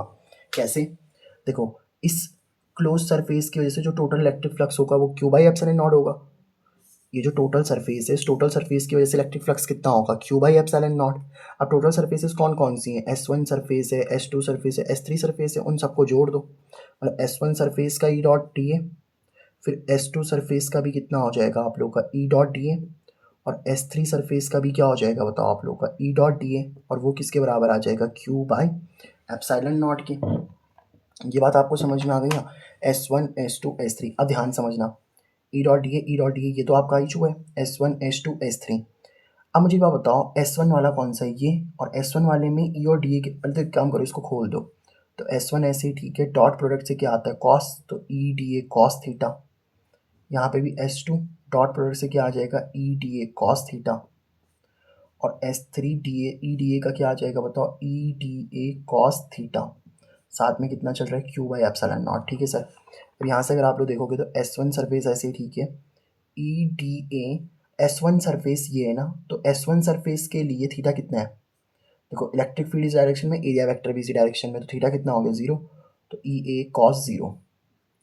H2 सरफेस के लिए अगर आप लोग देखो तो H2 सरफेस ये वाली है, तो इलेक्ट्रिक फील्ड इस डायरेक्शन में, एरिया वेक्टर भी इसी डायरेक्शन में, तो इनके बीच का एंगल भी कितना हो जाएगा बताओ आप लोगों का, 0। अब आप S3 सरफेस की जब बात करोगे ना तो EDA cos थीटा, देखो सरफेस 3 इधर, तो इलेक्ट्रिक फील्ड इधर, एरिया वेक्टर इधर, इलेक्ट्रिक फील्ड इधर, एरिया वेक्टर इधर, तो इनके बीच का एंगल कितना हो गया 90, तो cos 90 is equal to Q by epsilon naught. अब cos 90 कितना होता है 0, तो ये टर्म भी कितनी हो जाएगी 0, और cos 0 की वैल्यू कितनी होती है सर 1, cos 0 की वैल्यू कितनी होती है सर 1, तो 1 से मल्टीप्लाई करोगे तो फिर तो E डॉट डी ही आना है ना, E डी ही तो आएगा ही, ये भी कितना आएगा बताओ E डी ही आएगा, इसमें तो कोई दोहराई है नहीं, Q बाई एप्सिलॉन नॉट, क्योंकि E D A into one E D A into one E D A. ठीक है सर, अब एक काम करो, इलेक्ट्रिक फील्ड तो कांस्टेंट होती है, उसको बाहर निकाल दो, तो इंटीग्रेशन किसका हो जाएगा डी ए का, प्लस इलेक्ट्रिक फील्ड कांस्टेंट होती है, बाहर निकाल दो तो इंटीग्रेशन किसका हो जाएगा डी ए का, बराबर में क्या चल रहा है आप लोगों का Q बाई एप्सिलॉन नॉट। अब ध्यान से देखना ई आपका ऐसे ठीक है, डी ए को जोड़ोगे तो ए आ जाएगा, यहाँ पे भी डी ए का इंटीग्रेट करोगे तो ए आ जाएगा, बराबर में Q बाई एप्सिलॉन नॉट।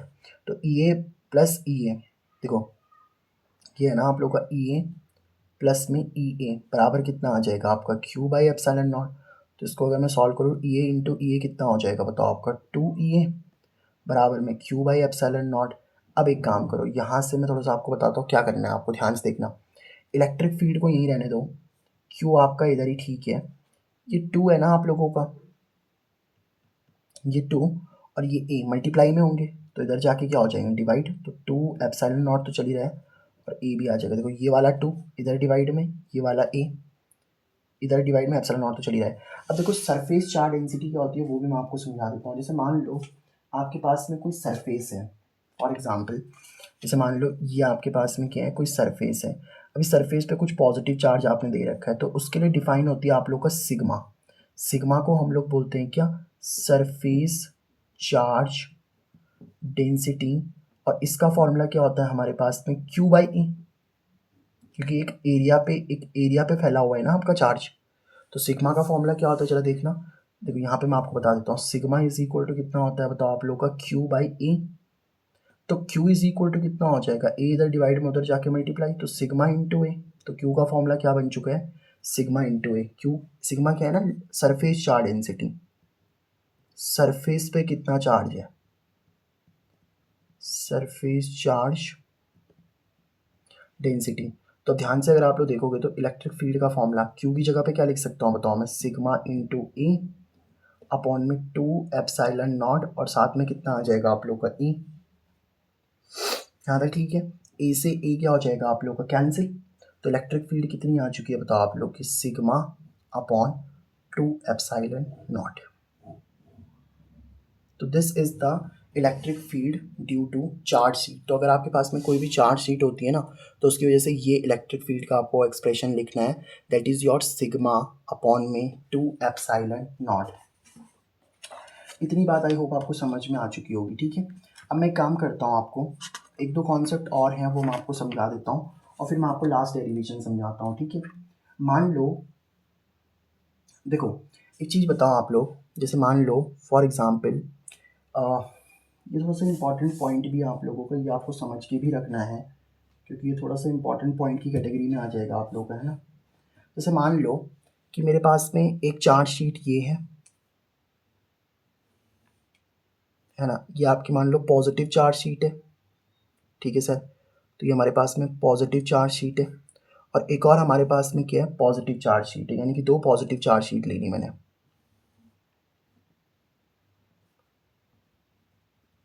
तो दो पॉजिटिव अगर मेरे पास में चार्ज शीट है, एक दूसरे के ऐसे पैरेलल रखी हुई हैं, ठीक है, इस तरीके से पैरेलल रखी हुई हैं।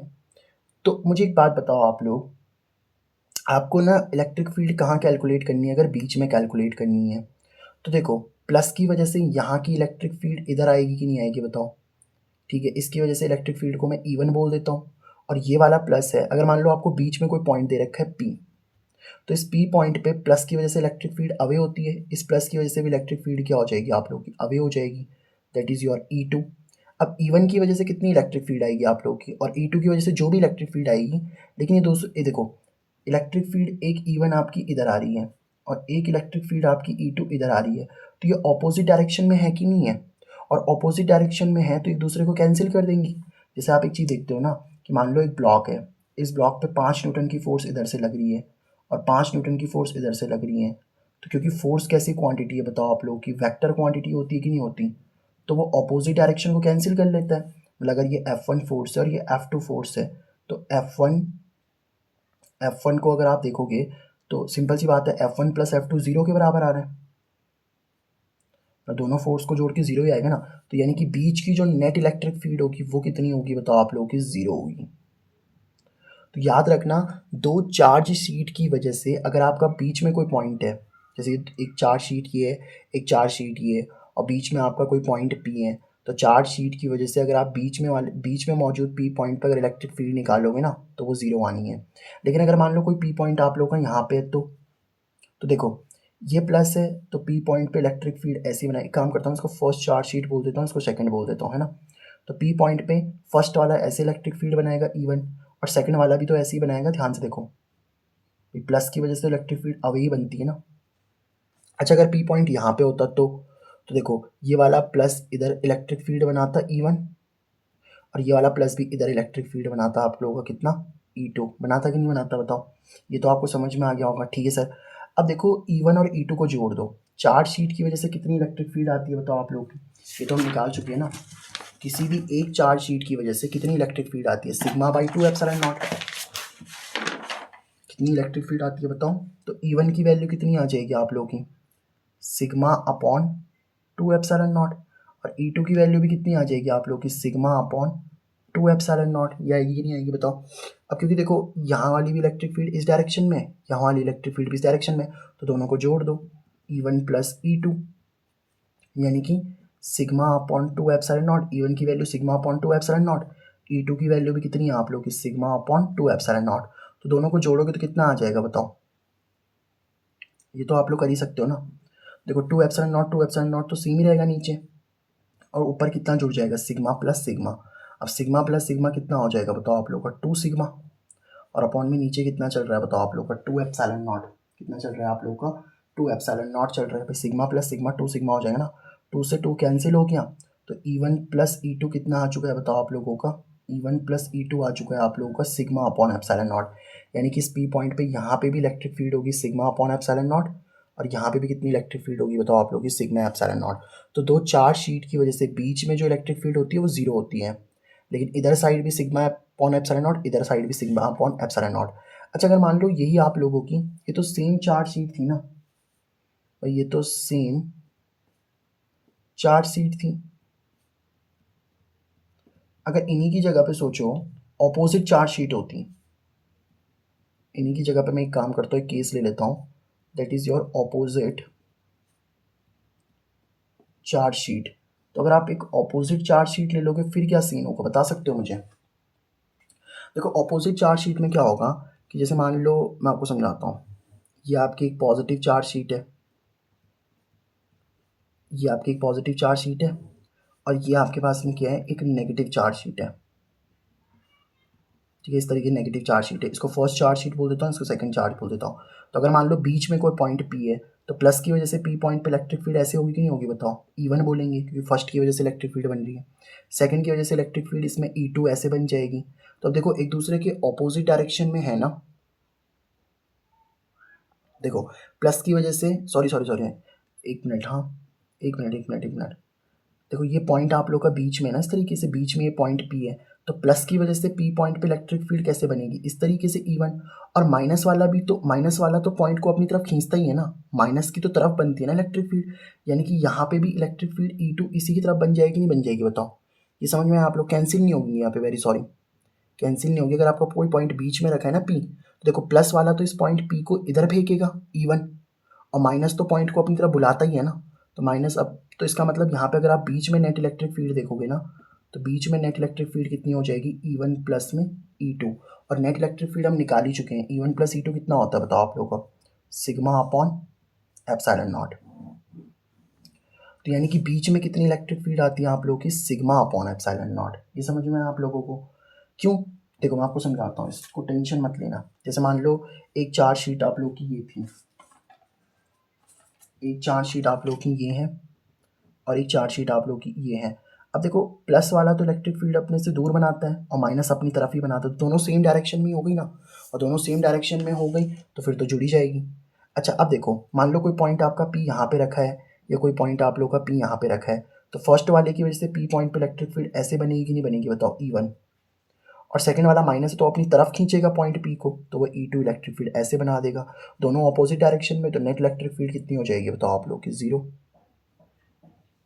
यहाँ पे भी सेम सीन है, देखो ये पॉइंट आपका पी है ना, तो प्लस की वजह से इलेक्ट्रिक फील्ड इस पर ऐसे बनेगी E1 क्योंकि प्लस की वजह से बनी है, और सेकंड की वजह से उसकी तरफ बनेगी E2, तो फिर से अपोजिट डायरेक्शन में, तो नेट इलेक्ट्रिक फील्ड कितनी हो जाएगी आप लोगों की, 0 हो जाएगी। मतलब कहने का मतलब कि मैं आपको समझाता हूँ कि अगर आपकी चार्ज शीट दोनों सेम टाइप की हैं तो सेम टाइप की चार्ज शीट में बीच में नेट इलेक्ट्रिक फील्ड 0 होती है, और अगर आप लोगों की अपोजिट चार्ज शीट है तो उनकी अल्ली पल्ली तरफ आपकी नेट इलेक्ट्रिक फील्ड 0 होती है, बीच में आपकी इलेक्ट्रिक फील्ड 0 नहीं होती है। ठीक है, अब हम लोग लास्ट डेरिवेशन कर लेते हैं अपनी, that is your expression for electric field. तो नेक्स्ट आपकी लास्ट डेरिवेशन आएगी, दैट इज योर एक्सप्रेशन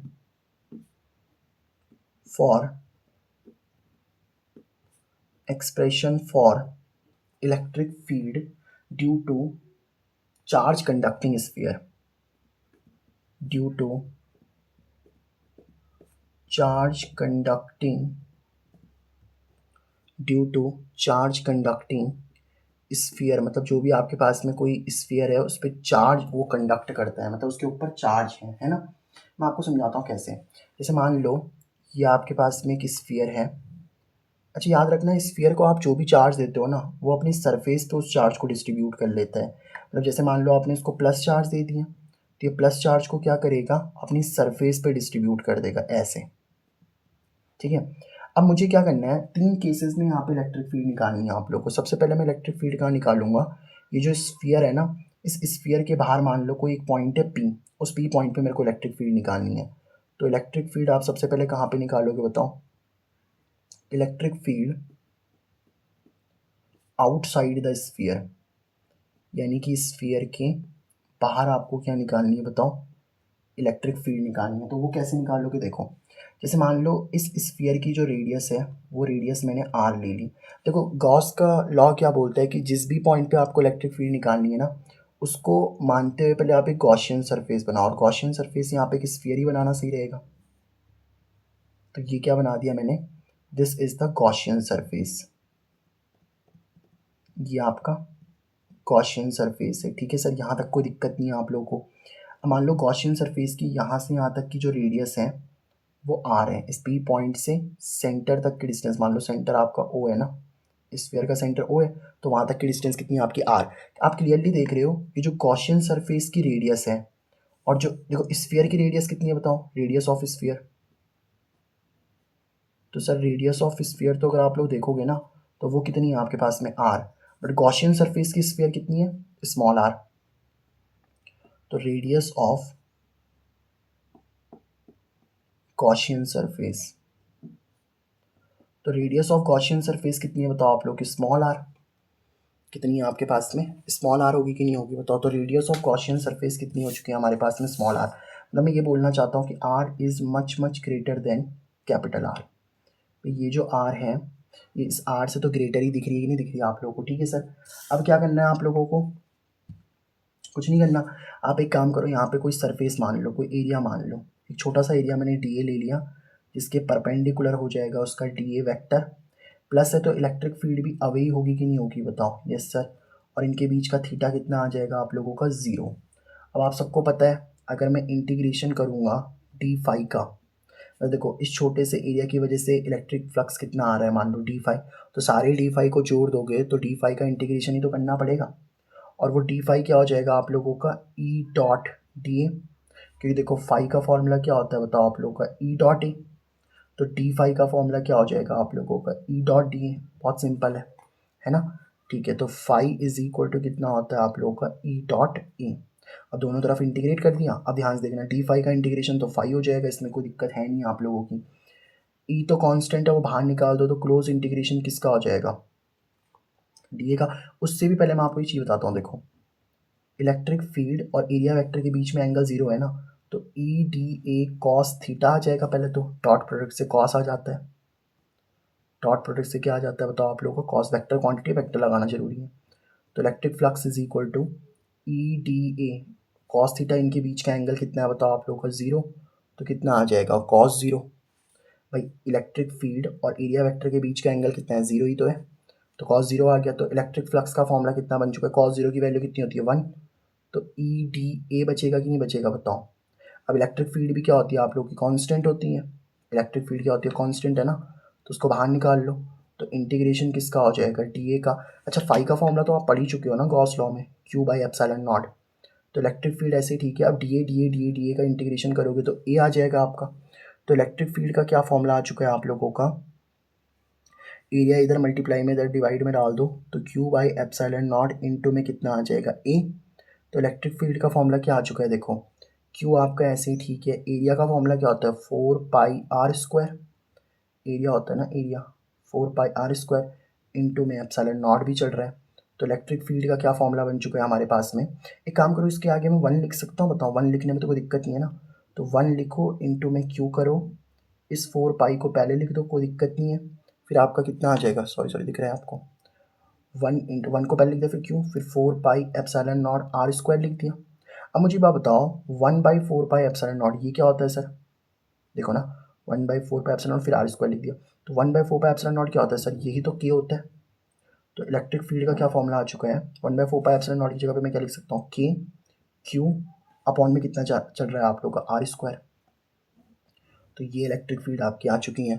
तो इसका मतलब कि क्या है आप लोगों का, कि इलेक्ट्रिक फील्ड अगर आप स्फीयर के बाहर देखोगे ना, तो वो ये इलेक्ट्रिक फील्ड किसकी वजह से आती थी, पॉइंट चार्ज की वजह से भी आती थी ना, electric field due two point charge. तो पॉइंट चार्ज की वजह से भी तो शायद इतनी इलेक्ट्रिक फील्ड आती थी आप लोगों की, अगर आपको बात समझ में आई है तो। पॉइंट चार्ज क्या होता है, जैसे मान लो ये आपके पास में एक प्लस क्यू चार्ज है। अब प्लस क्यू चार्ज से आर डिस्टेंस की दूरी पर अगर एक पी पॉइंट है, तो वहाँ पे कितनी इलेक्ट्रिक फील्ड निकलती थी, वो निकलती थी के क्यू अपॉन में कितना, r स्क्वायर। और वही इलेक्ट्रिक फील्ड निकली कि नहीं निकली। तो this is the electric field outside the sphere. तो outside the sphere electric field कितनी निकलती है, ये आपको समझ में आ गया होगा, ठीक है। अब मैं इलेक्ट्रिक फील्ड में मतलब इलेक्ट्रिक फील्ड निकालूंगा on the sphere, on the surface of the sphere, on the surface of the sphere. तो इलेक्ट्रिक फील्ड अब मैं निकालने जा रहा हूँ। जैसे मान लो ये आप लोगों ने क्या किया, एक प्लस क्यू चार्ज है हमारे पास में, और ये हमारे पास में स्फीयर है। अब क्योंकि इसका जो पॉजिटिव चार्ज है वो तो आप इसका पूरी सरफेस पे आ जाता है ना, जो भी आप इसको चार्ज देते हो स्फीयर को, वो तो उसकी सरफेस पे ही आ जाता है। और इस बार आपका पी पॉइंट भी कहाँ पे रखा है सर, सरफेस पे ही रखा है। तो बेसिकली सेकेंड डेरिवेशन में हम लोग क्या करने वाले हैं, electric field, electric field on the surface, on the surface of the sphere, यानी कि स्फीयर की सरफेस पे ही आप लोग इलेक्ट्रिक फील्ड निकालने वाले हो, ठीक है। तो ये कैसे निकलेगा, electric field on the surface of the sphere, electric field on the surface of the sphere, ये कैसे निकलेगा, ये भी बहुत ईजी है। मुझे एक बात बताओ, अब यहीं पे तो आपका गॉसियन पी पॉइंट, यहाँ पे तो गॉसियन सरफेस में नियरली यही हो जाएगा आपका, यही हो जाएगा ना आप लोगों का गॉसियन सरफेस। तो गॉसियन सरफेस भी यही हो गया। अच्छा ठीक है। अब मुझे बताओ, इसमें सिंपल सी बात आप लोगों को पता है कि अगर मैं बोलूँ कि लेट से ये आपका सेंटर है ओ, तो यहाँ से यहाँ तक की अगर आपकी डिस्टेंस क्या है, मतलब स्फीयर की जो डिस्टेंस है वो कैपिटल आर है, और अगर आप लोगों को जो गॉसियन सरफेस है उसकी डिस्टेंस कितनी है, स्मॉल आर है, दोनों बराबर हो गई हैं। तो आर इज इक्वल टू कितना हो जाएगा आप लोगों का, कैपिटल आर हो जाएगा। आर इज इक्वल टू कितना आ जाएगा हमारे पास में, कैपिटल आर हो जाएगा। तो बस अब आपको पता ही है, यहाँ पे छोटा सा एरिया आपको कंसीडर करना है। छोटा सा एरिया कितना मान लिया बताओ मैंने, यहाँ पे डी ए वैक्टर जो कि परपेंडिकुलर टू द सरफेस होगा, प्लस चार्ज यहाँ है, तो इसकी वजह से इलेक्ट्रिक फील्ड इधर आ जाएगी कि नहीं आ जाएगी बताओ, यहाँ पे तो आ जाएगी ना। ठीक है सर, तो यानी कि इंटीग्रेशन अगर मैं ई डॉट डी ए कर लेता हूँ तो किसके बराबर आ जाएगा, इंटीग्रेशन डी फाई के। क्यों, इसकी वजह से भाई छोटा सा एरिया आपने लिया तो छोटा सा फ्लक्स निकलेगा डी फाई, उस डी फाई को जोड़ोगे तो क्या निकल जाएगा आपका फाई। फिर देखो इलेक्ट्रिक फील्ड और डी एस सेम डायरेक्शन में ही है, तो इनके बीच का एंगल कितना हो जाएगा बताओ, 0। तो E D A cos theta की वैल्यू कितनी हो चुकी है, कॉस 0। तो integration E D A cos 0, और कॉस 0 की कितना आ गया हमारे पास में, कॉस 0 की वैल्यू कितनी होती है, 1। तो फ्लक्स इज इक्वल टू कितना बचेगा, integration E dot d A, cos 0 तो 1 हो गया ना। तो फ्लक्स इज इक्वल टू कितना आ चुका है, ई बाहर निकालो तो इंटीग्रेशन किसका आ चुका है, डी ए का। अब यहाँ से अगर आप लोग देखो तो flux is equal to, flux का फॉर्मूला भी लिख दो। फ्लक्स का फॉर्मूला क्या होता है, Q by epsilon naught. Electric field ऐसे ठीक है, डी ए को जोड़ोगे ए आ जाएगा। तो यहाँ से अगर आप लोग देखो तो इलेक्ट्रिक फील्ड कितनी आ चुकी है बताओ आप लोग की, क्यू अपॉन में एप्सिलॉन नॉट, क्यू अपॉन में कितना आ गया, एप्सिलॉन नॉट, और इनटू में कितना चल रहा है बताओ आप लोगों का, क्यू अपॉन अपॉन में क्या चल रहा है आप लोगों का, एप्सिलॉन नॉट चल रहा है ना, ठीक है सर। तो क्यू अपॉन में कितना चल रहा है हमारे पास में, एप्सिलॉन नॉट चल रहा है, इसमें भी कोई दिक्कत है नहीं आप लोगों की, ठीक है सर। तो क्यू अपॉन में एप्सिलॉन नॉट चल रहा है, और क्यू अपॉन में एप्सिलॉन नॉट, एरिया देखो यहाँ मल्टीप्लाई में, तो उधर जाके क्या हो जाएगा आपका, डिवाइड। अब देखो मैंने आपको थोड़ी देर पहले, क्योंकि जो आपका चार्ज है वो सरफेस पे आ गया और पॉइंट भी सरफेस पे ही है, तो वहाँ पे सरफेस चार्ज डेंसिटी लगेगी, दैट इज़ योर सिग्मा। और सिग्मा क्या होता है आप लोग का, क्यू बाई ए। तो क्यू इज इक्वल टू कितना आ चुका है आप लोगों का, सिग्मा इंटू ए। ये समझ में आया क्या किया मैंने, देखो ध्यान समझो। एक्चुअल में ये जो आप लोगों का चार्ज है ना वो सरफेस पे है, और आपका जो पॉइंट है वो भी सरफेस पे आ गया, तो सरफेस के लिए तो कौन सी डेंसिटी बन जाएगी आप लोग की, surface charge density, that is your surface charge density. और सरफेस चार्ज डेंसिटी कितनी है आप लोगों की बताओ, surface charge density sigma is equal to Q by A, तो Q is equal to sigma into A. तो electric field is equal to Q की जगह पे क्या लिख सकता हूँ बताओ मैं, सिग्मा इंटू में ए अपॉन में एप्सिलॉन नॉट इंटू में ए से ए कैंसिल। तो इलेक्ट्रिक फील्ड कितनी आ जाएगी बताओ आप लोग की, सिग्मा अपॉन एप्सिलॉन नॉट, ठीक है। तो इलेक्ट्रिक फील्ड हम लोगों ने on the surface of the sphere निकाल दी। अब हम लोग क्या करेंगे कि अगर मान लो इनसाइड आ जाए आप लोगों का कोई पॉइंट, यानी कि इलेक्ट्रिक फील्ड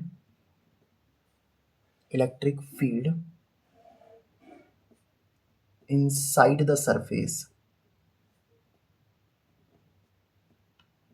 यानी कि सरफेस के अंदर, सरफेस ऑफ द स्फीयर है ना, स्फीयर के अंदर आप लोगों को अगर इलेक्ट्रिक फील्ड निकालनी है तो कैसे करोगे, देखो जैसे मान लो ये आपके पास में क्या है, ये आपका स्फीयर है, इसको आपने प्लस चार्ज दे रखा है, इसमें भी कोई दिक्कत नहीं है। ये आप लोगों ने प्लस चार्ज दे रखा है, और अंदर आप लोगों का कोई पॉइंट है क्या, पी। इस पी पॉइंट पे इलेक्ट्रिक फील्ड निकालनी है, तो पहले तो आप लोग क्या बना दोगे इस तरीके से, गॉसियन सरफेस। तो ये क्या बना दिया बताओ मैंने यहाँ पे, गॉसियन सरफेस। गॉसियन सरफेस का मैं एक छोटा सा एरिया यहाँ पे कंसीडर करता हूँ, एरिया वेक्टर इस डायरेक्शन में डी ए वेक्टर, प्लस की वजह से इलेक्ट्रिक फील्ड इधर होती है, तो इलेक्ट्रिक फील्ड भी इधर ही आ जाएगी।